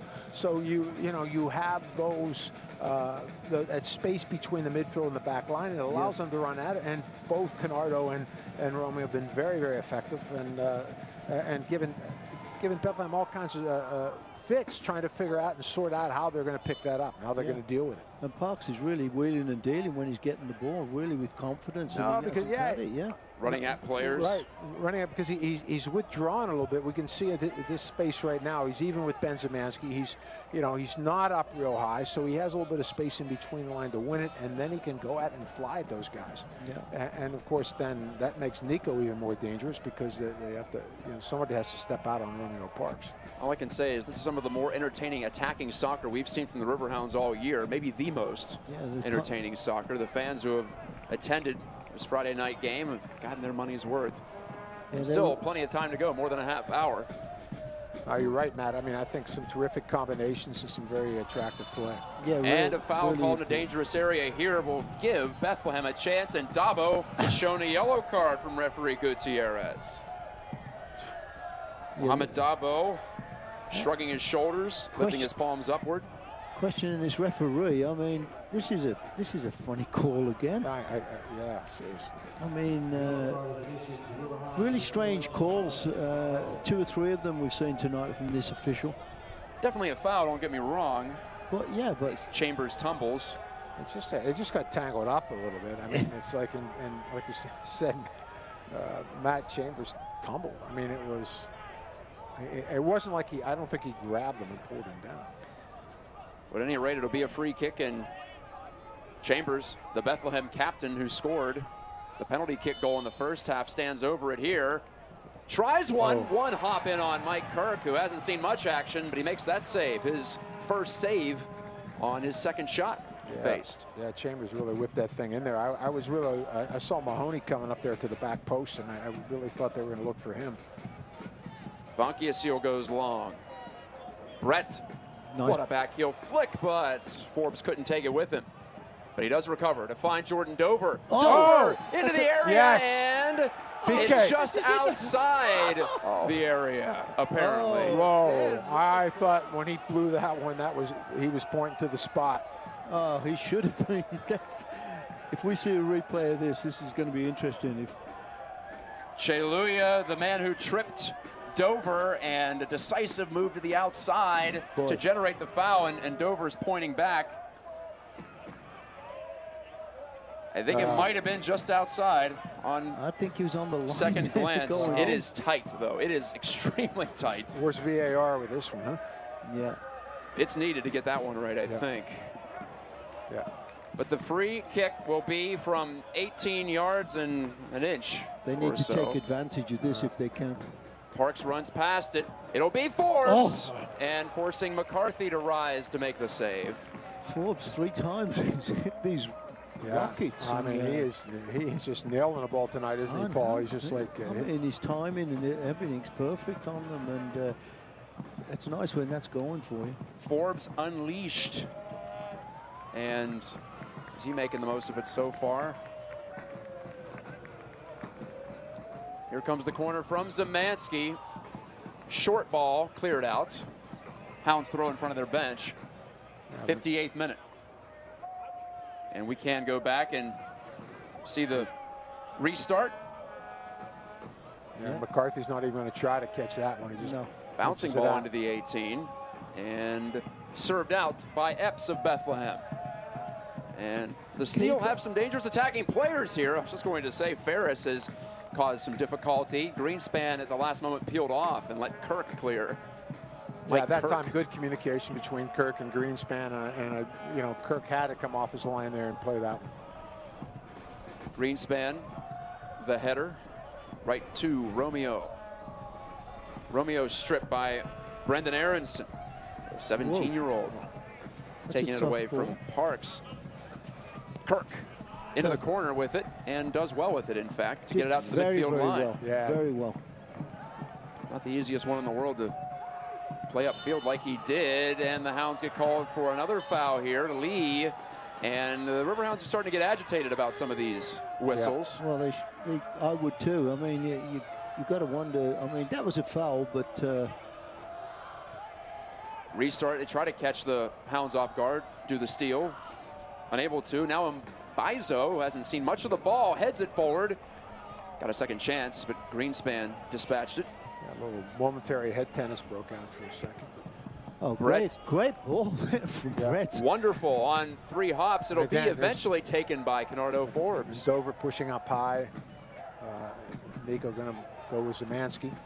Brett and Forbes and Parks, all from the island of Jamaica, all in the attack for the Riverhounds tonight, all prominently featured.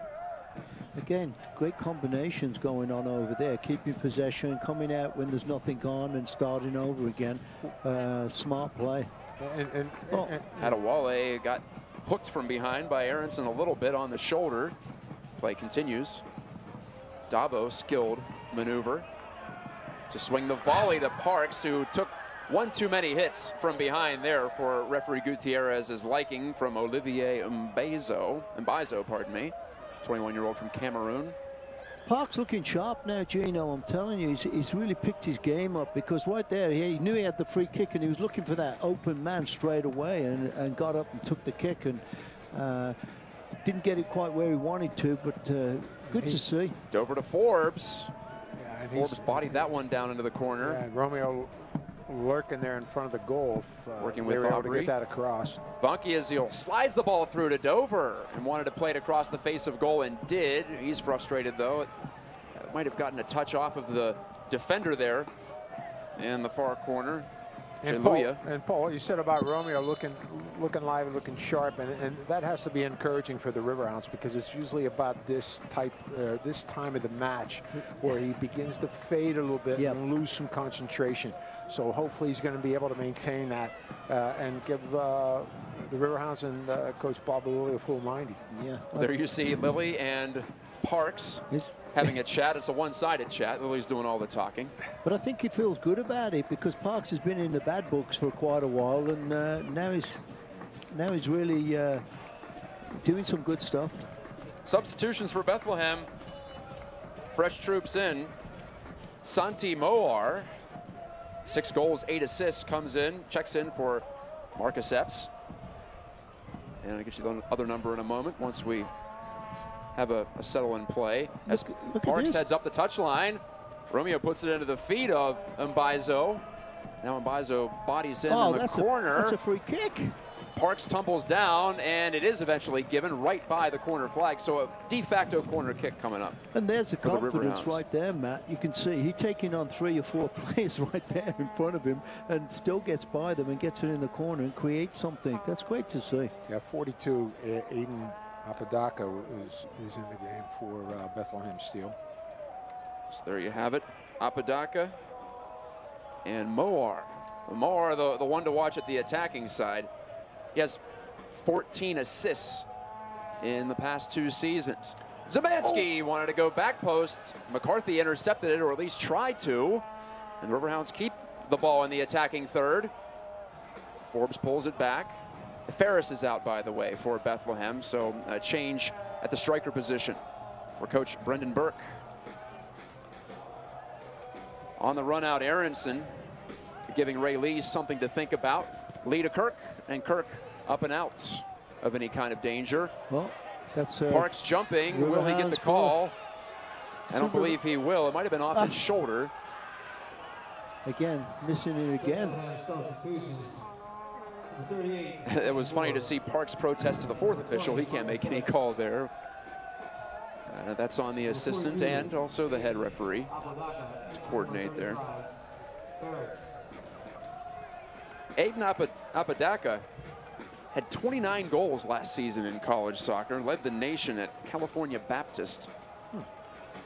Interesting little tidbit there. So not the type of soccer school you think about when you think about college soccer, but there's some finishing talent in there for the 22-year-old. And I told you about Moar, 25 years old from Spain.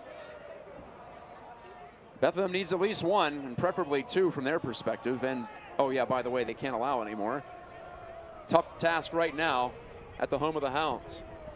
Well, I think this is the part of the game that the Hounds really have to lock it down and where they're going to let it get away. I mean, it'd be great to see them get a 3rd goal, because the one thing we've seen from Bethlehem is that the ability to counter and maybe pull one back, so they have to stay alert. And also in the last couple of games, the Hounds have given up some goals. And Galena, a heavy touch as he approached the 18. That saves Pittsburgh and Greenspan any kind of sweat. And they can take the goal kick in the 65th minute.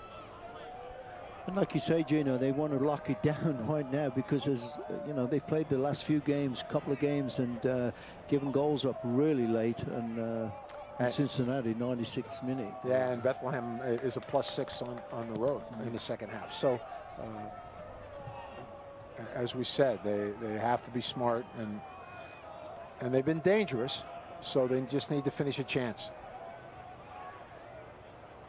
Mike Kirk, actually, the Riverhounds keeper, as Parks has that one bobble off his foot. Kirk saw his first pro action against Bethlehem last month as Dan Lynn suffered a facial fracture on a collision out near the top of the box. And Kirk has started every match since. Record of 1-1-3. He got the win when Nico Brett scored off an assist from Cristiano Francois at Bethlehem. That was a late goal after Bethlehem had tied it. So that was a 2-1 finish, and we're on pace for that here tonight in Pittsburgh. Ray Lee gets the benefit of the doubt on that call on the touchline. And Lee, the Missouri native, throws it off Brett's head and right back over to the Steel. Get an inside look at life on and off the pitch from a player's perspective every Wednesday evening in the latest edition of From the Pitch on USLsoccer.com. Parks, a little too much on that touch, but Greenspan sends it right back into the mix, and Brett battles there, and he's called for undercutting Aubrey, the defender. Dear. Again. Didn't think we'd see a call. I just thought that the ball would be allowed to bounce out. Brett? Instead, it's a foul called against Pittsburgh. Essentially a goal kick either way. We're going to have a look at it. Let's see what Brett does. I don't think he's just standing his ground, and this guy jumps on top of him, you know. Officials got to really catch up on this and know what is going on. Well, that ball is out just barely in front of the River seats.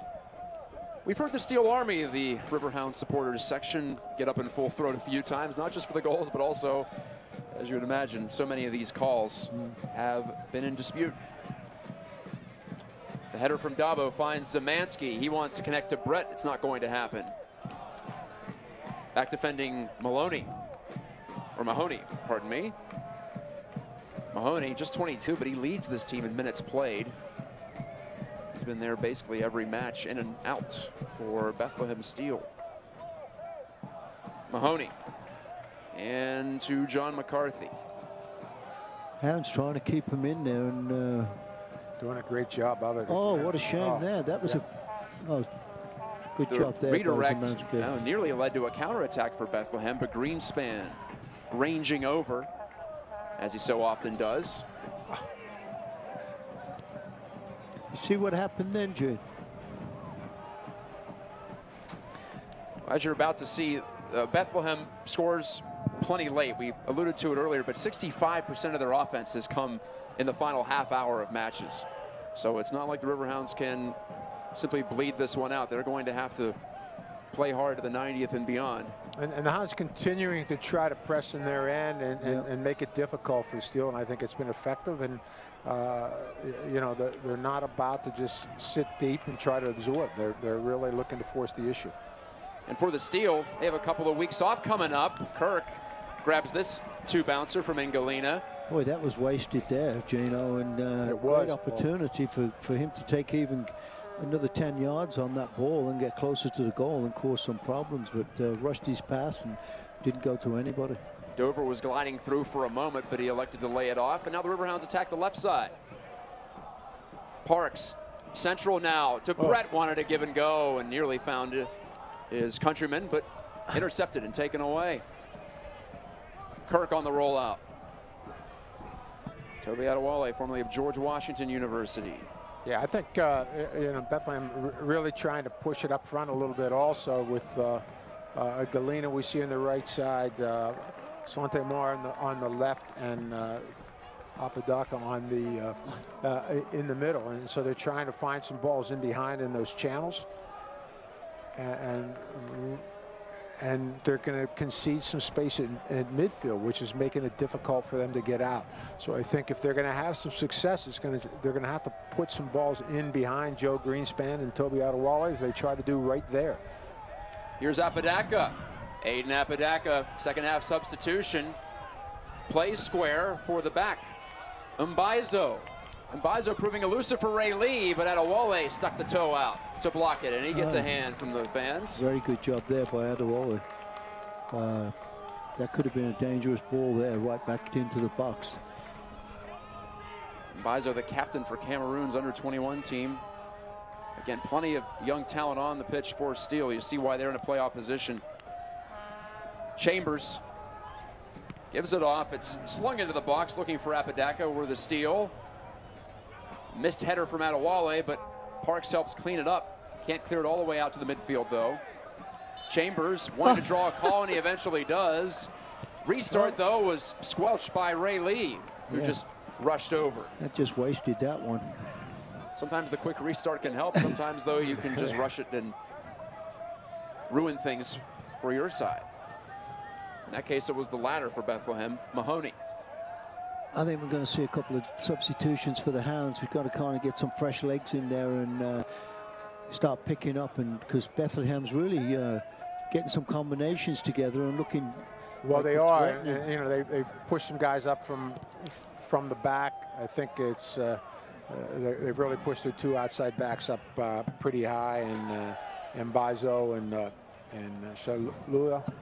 So they're, and like I said, they really got the three up front, so they're making it really, really difficult, and they're kind of conceding midfield here, Paul, and trying to go directly to Sante Moore, who has it right now. There he is. Moore wanted to run the gauntlet, and he will not get the benefit of that call. Greenspan step two, and the ball rolled in on Kirk. There's a little nervous look from Joe Greenspan. Yeah, he's been there before on that one. He has been there before tonight. He's a big guy, and he just ran right into him. He's going to not give any ground there. Well, like we said, it was a strange experience for the Riverhounds to see a PK against the first time all year. Santi Moar. Almost a slalom, but a good no call from referee Gutierrez, it appeared. Santi Moar, like I said, leading this team in goals and assists. Player to watch on that left side. It's where he's living right now. Bethlehem in white, Pittsburgh in black. It's a hot night, warm night at least, in Pittsburgh. It's about to get much cooler tomorrow, but not for right now. So you could see why. Might be time for substitutions. It usually is this time of the match anyway. It's going to get one. Noah Frankie's getting ready to check in for the Hounds. Lee thought he might have won a free kick on a handball, but he didn't. Yeah, I thought that. Yeah, I mean, Ray Lee's over here on this right side, so or no, I take that back, sorry. Yep. He is getting, or staying aggressive, is Lee. Take that back. I mean, Ray Lee's still in the left, looking at it. And Mr. Lee lobs it to the center circle. Sounds like the chatter from the fourth official indicates that Romeo Parks will be checking out. And if he does, it's a shame for him he didn't get a goal because he could have had 2 tonight. Yeah. But he has had a productive game, no doubt. Dover tapping it free. Jordan Dover has been good. So is Forbes. He'll have a run at it, and it's blocked. Aronson got in the way. And boy, if speaking of Romeo, he was at that back post, Paul. I know. I was just thinking the same thing, Gino, and we talked about Romeo coming off, and all of a sudden there's a ball coming straight across, and he was the only player over in the far post. Would have been a heck of a way to go out for Romeo, who hasn't scored much in the second half of the season. Just the one at Cincinnati last Saturday. Was a big one to put the Riverhounds up 1-0, but a game they eventually would lose 2-1. Well, I'm curious how Noah Frankie in for Romeo, if this is going to be a straight swap, how he's going to, how Bob Lilly's going to play this, because we've seen Noah Frankie at an outside back before, but he could, you know, he could play that where Romeo has been playing in that. Yep. If he gets space, Gino, he's going to take them on. You know, he's got this real quick speed, and he can take people on too. And he can continue to pressure and not allow, and also track back a little bit better. Yeah. As they try to push Mbaizo up from this right flank. Speaking of Mbaizo, he just skied one for a souvenir. And there is the stoppage that Lilly and the Hounds were looking for. Romeo Parks, a bit of a grimace as he checks out. Yeah, you know he's thinking about the missed chances, all strikers do. Yeah. But tough to criticize much more than that from his game. And Romeo Parks appears fully engaged once again for the Riverhounds, and they're going to need him if they want to make any kind of run at the championship this season. One would imagine. No, definitely. They need everybody getting on the more and more of the players getting on scoreboard if possible as well.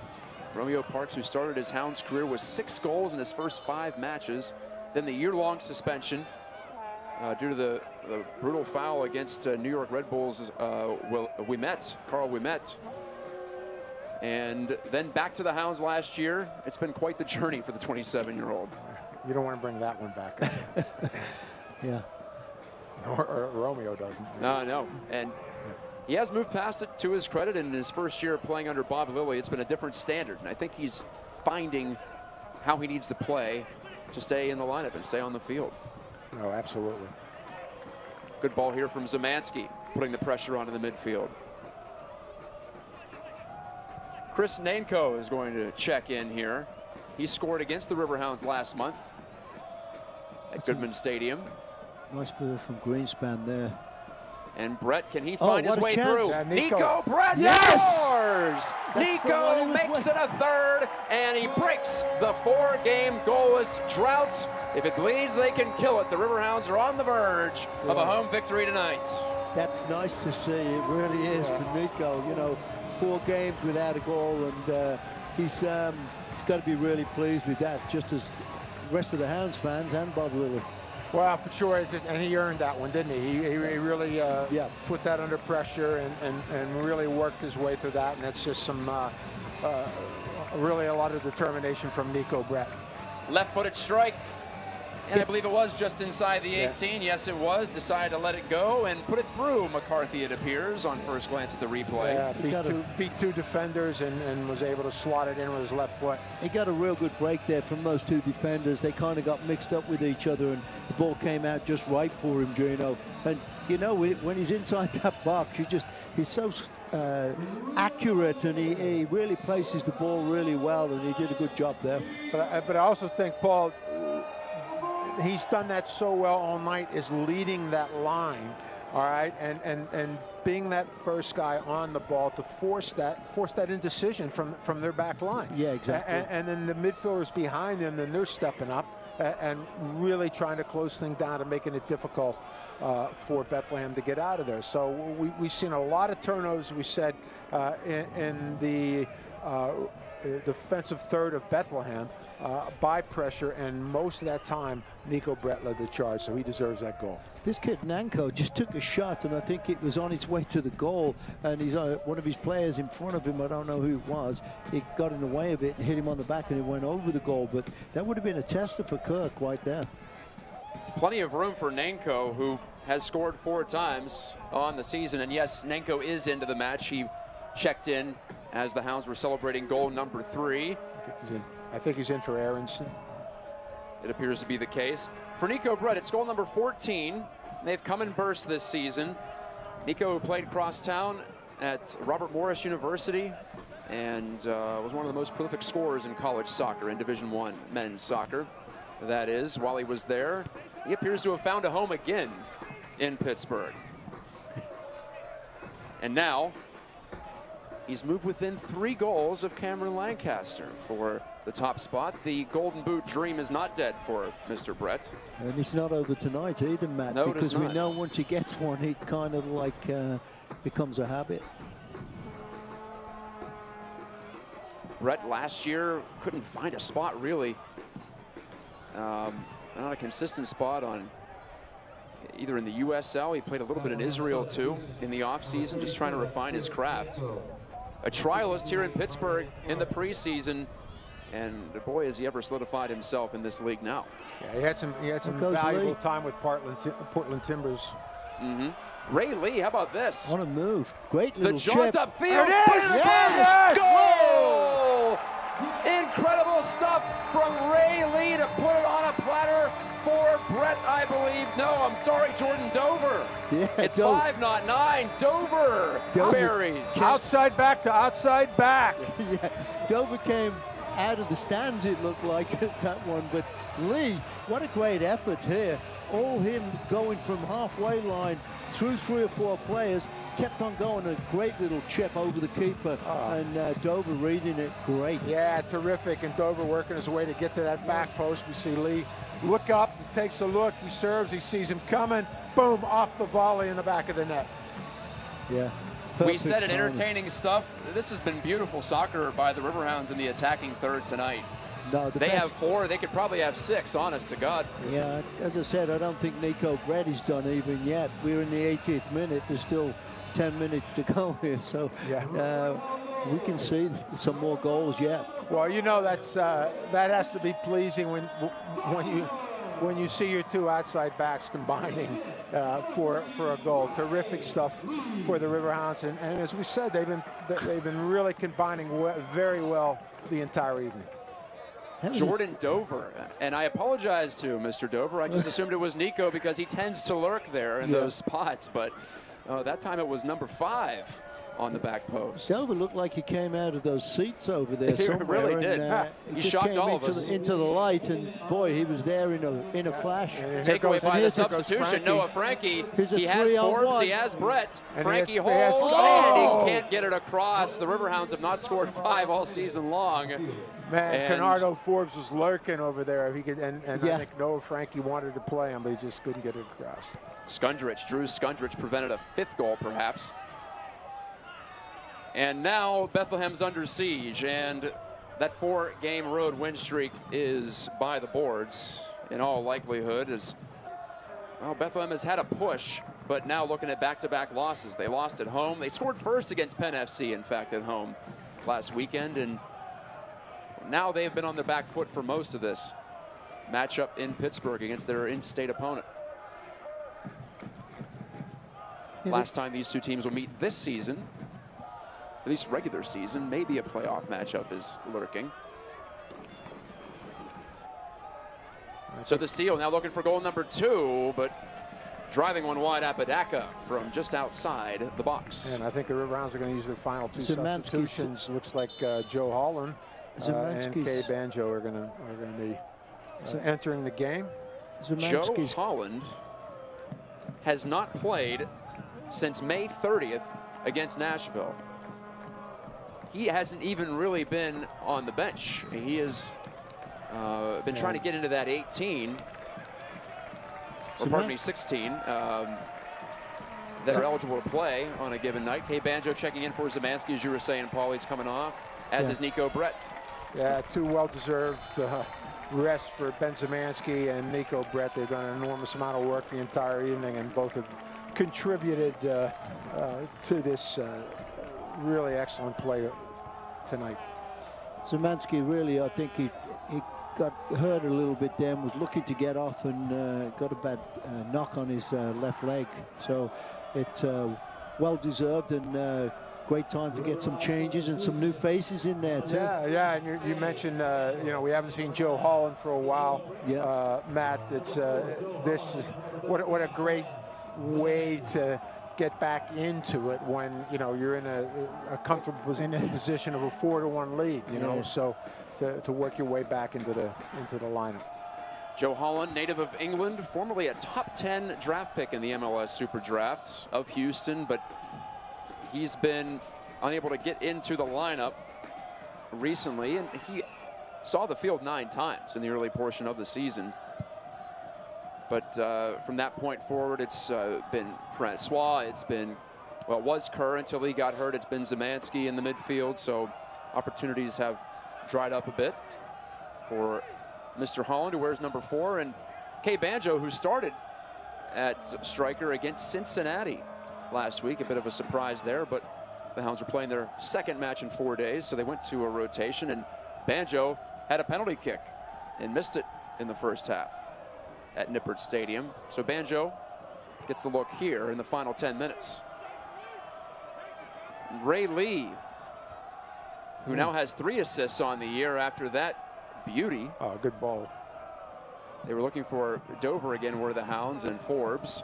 Noah Frankie, who just led the counter a moment ago, overran it. And for the steal, maybe just time to strike back for some pride. Apodaca, but with Holland closing down, Apodaca couldn't get the pass through. Banjo gets a forearm in the back, and there is the whistle.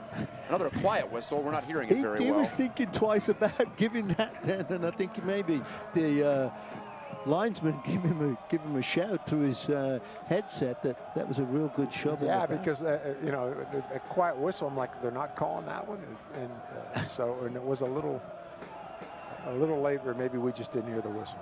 Banjo, after a sliding defender goes by, but there was a reason the defender was sliding. Apparently he was pushed by Banjo. And for the Hounds now, just manage this game and close it out. Don't give Bethlehem anything. Don't let anything behind them. Keep everything in front of them, and really just you want to see the Dabos and Canardo Forbes just really begin to circulate the ball in the midfield. 21 shots for the Riverhounds tonight is a new season high.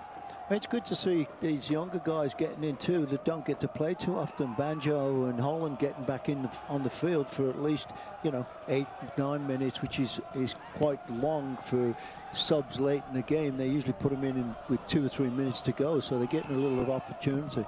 In Galena, a strong take, but his attempted cross was intercepted by Thomas Van Kiezeel. He once again has been dependable in this match. As we mentioned, back centrally located, like we're used to seeing him. Played the wing back in Ray Lee's absence Saturday at Cincy when Lee was out with the red card. And I'll tell you right there, is the maturity and experience of Canardo Forbes. You know, had you know, very composed on the ball, good ball into Banjo. Right along the pitch. Oh, Banjo nice in. try, Joe Holland's there, and he hit the post. It came right back to him. Holland right back through. and poked over the goal by Noah Frankie sliding. Boy, what a nice pass from Banjo there. Yeah. And Holland just getting a toe on it and catching the post, and a little bit upset. Joe Holland searching for his first Riverhounds goal. Not going to get too many better looks than that. But McCarthy. I thought the was up keeper the had it. post. Yeah, McCarthy got another good save. But again, I really go back. I think it all started with Bernardo Forbes just holding on to it in the midfield and keeping very, very valuable possession. Moar. And that's going to be a push foul. down.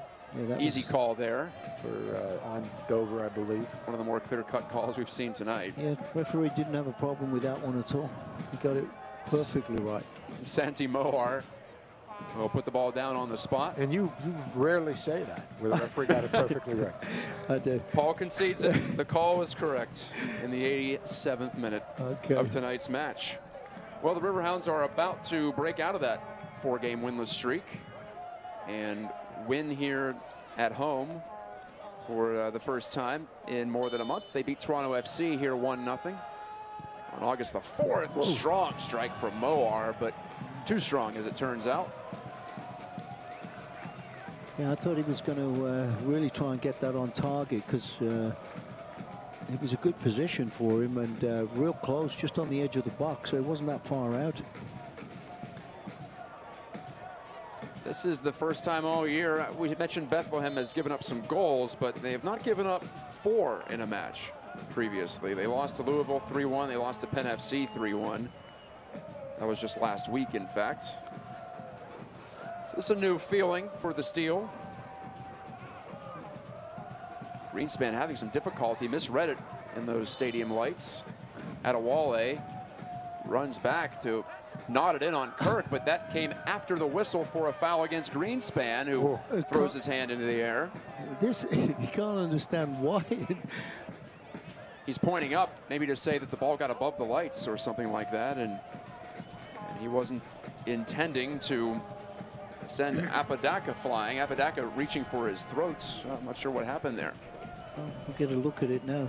I was ball watching, as sometimes happens. Yeah, it has a hand. Arm or hand across the neck. Contact above the shoulder, as they would say. Even though for Joe, everything's contact above the shoulder. But I would say most of it is, yes. Yeah, it didn't look like he really... Tallest man on the field. And now Mike Kirk is, well, trying to prevent a second goal. He hasn't been scored upon in the run of play in this match. And again, a sailing ball off the restart for Bethlehem.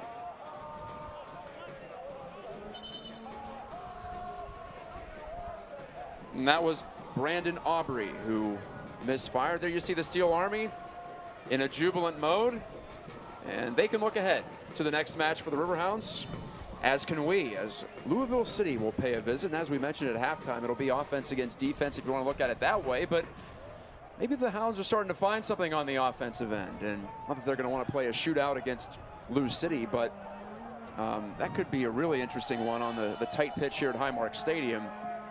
That was a late tackle there. That's yellow. Yeah, that's a good call too. And there is the yellow. Yellow issued to Bethlehem's Aubrey.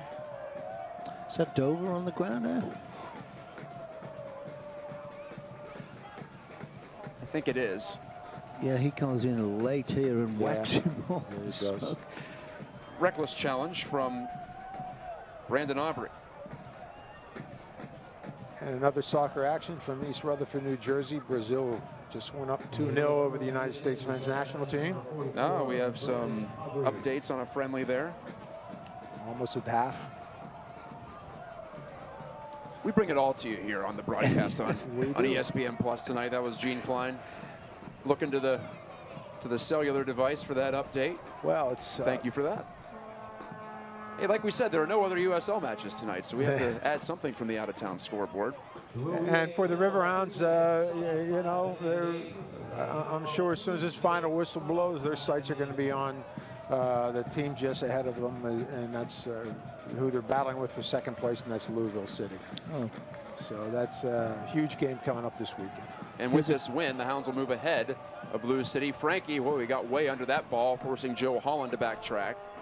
Holland does very well, though. Holland and Lee both with the green boots. On this side, oh my, he had a vision, as Paul Child would say. I know, that was a nice move there. He just got some more bend on that, and he would have called into kind of remind me of this spot that Canardo Forbes was at the other end of the stadium, of course. Remember, guys, Joe Holland early in the year was being trusted with many free kicks and set pieces, so he can strike it. You can see there, though, that it just didn't get the curve on it that he wanted, and but the idea was there, and you know he can do it. So Pittsburgh, as I was saying, will move ahead of Louisville for second place in the East, back in that spot where they've been for much of the season here. But Louisville will have a chance to answer tomorrow at home against FC Cincinnati. Not exactly expected to pick up all 3 points, but if Louisville does, then it will remain in second going into next week. If it's just 1 point or 0 for Louisville, though, the Riverhounds will have successfully stepped up a spot. And like we said, top 2 spots get you a couple of home games in the playoffs, provided that you win the first. Yeah, that's important. You it gotta is, win that yes. first one. But just to there is get no it. bye anymore in the USL playoffs. Final That's whistle from Pittsburgh. Hounds win. Hounds win. And for just the second time all season, they pour 4 goals into the opposing net and dispatch the previously hot Bethlehem Steel FC by a 4-1 count. Bob Lilly shakes hands with Brendan Burke here in front of us. Fun night of soccer at Highmark Stadium, especially if you are a Riverhounds win. And there you see it.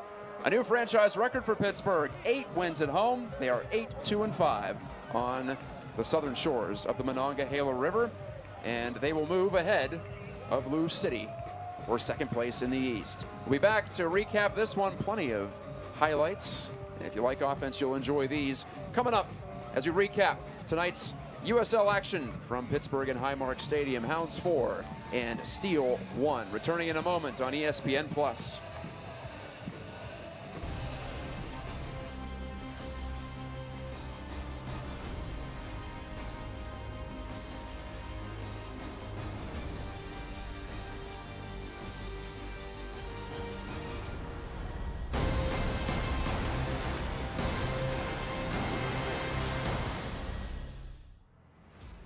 Riverhounds Technical Training Academy is back this winter at the AHN Sports Complex at Cool Springs. The 15-session program runs from December to March and is loaded with skills development taught by professional players from around the world.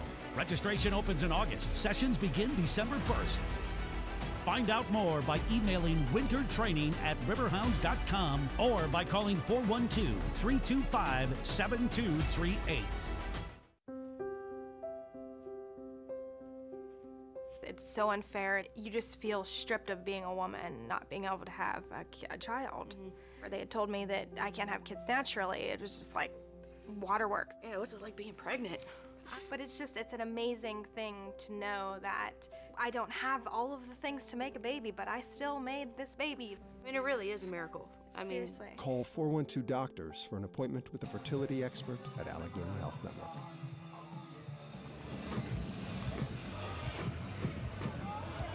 Time for the team talk for the Hounds. We're going to have our team talk right here in the commentary booth. Matt Geica with Gene Klein and Paul Child wrapping up a 4-1 win for the Riverhounds. And there you see it, guys, the updated standings. The Hounds pouring 4 on the board, winning by 3 tonight. They bump up the points. They bump up the goal differential, which can come into play in tie breaks, so that's important too. All in all, very successful return home for the Riverhounds. And we'll look at the highlights here. And like we mentioned, Bob Lilly always takes some time to chat with his players after the match. That's become a signature moment at Highmark Stadium. Well, the Hounds scored off a set piece, and, well, Paul, like you said, Greenspan didn't even have to get off the ground to head this one home from Ben Zemansky. And you can see, he just got in front of the defender, and the defender couldn't get his body back into a position to stop him, and he put it well, hit it down hard. Keeper had no chance at doing anything with it. So 1-0 Riverhounds in the 17th minute. In the 34th, a penalty kick against Pittsburgh. Yes, it's possible. And Greenspan, well, a great moment and then a tough one. And then Chambers rips it home from the spot. Yeah, he buries that penalty kick, and Joe Greenspan, where he got across his defender on the delivery from Ben Zemansky, could not get across the player there, and that resulted in a penalty. And then maybe the moment of the game, pardon me, is Canardo Forbes gets his second goal of the year. This one much more glamorous than the first, which went through bodies. This will be seen on highlight reels on USLsoccer.com and social media channels, and he plugs his ears afterward. Not sure what that was all about. I think this was the goal of the game, to be honest with you. That second goal right at the end of the first half really changed everything. And you could see when the Hounds came out for the second half, they were putting pressure on and pressure on. Yeah, there's Nico Brett who forced a turnover here and pressures here, plays it off a defender, and then boom, takes a touch and slots it home. I didn't see if they gave Dover an assist on that. It was a move by Brett to shake free, so they might not, they being the official scorers. There's Brett getting the hand. He breaks the 4-game goalless drought, and then Ray Lee almost does it all himself. Yeah, puts it in the back post. Jordan Dover coming up from the right flank, from one flank player to another, and perfect volley out of the air. Ray Lee really did a great job going from the halfway line all the way, seeing the opening and taking advantage of it. That capped it off for the Riverhounds, 23 shots. That's a season high, by the way. Possession 50-50. That's why that stat sometimes can be deceiving and not the be-all, end-all. In fact, the Hounds were chasing the game at times at Cincinnati, but they felt like they were right in it. Tonight, they split the ball half and half, and much more dangerous, though, for Pittsburgh. So I think everyone got involved. It felt like tonight. It's tough to pick out a guy who was quiet. Well, as Paul said, I think the one that ignited was Conrado Forbes' goal, but I really believe that this was one of the most attractive displays that we have seen all season. As you said, Matt, everyone was involved. There were some terrific combinations. Defensively, as always, well-organized, disciplined. They pressed very effectively in the attack third of the field, and Paul, we hope we see some more of this against Louisville next weekend. Oh, yeah, this would be great to see. I mean, combinations up front, you know, I haven't seen that many combinations all season in one game where, you know, creating chances, getting the ball, laying it back, starting over again, and making things happen over and over again, not just like one time and then, you know, other teams going back down the other end and causing problems. We just kept the pressure on and made it really tough for them. So maybe the Riverhounds aren't just a defensive team after all. I'm sure that's perception around the league. Now they'll get a chance to try to show off their attacking skill against Lou City, as we said. There you see it next Saturday. As for Bethlehem, you may have seen that flash across your screen as well. They have the week off, so they can regroup. They've had a nice run, but maybe it's time to get some rest and recover. That's against Toronto FC, and that is at home on the 22nd of September. So maybe a well-timed bye week for the Steel, which have dropped 2 in a row after tonight. No clean sheet for the Hounds at home. They gave up a goal in the first half. That hasn't happened at all this year, but they still pull out the win, and they improve to 13-4-10. Bethlehem drops to 12-12-6. Well, it was back to school night at Highmark Stadium. Plenty of kids in the house, and if they want to be a striker, I'm sure they enjoyed some of the inspiration they saw from the Riverhounds and also from Mr. Chambers there for Bethlehem Steel. For Paul Child and Gene Klein, this is Matt Geica saying good night from Highmark Stadium. Talk to you next week. Good night.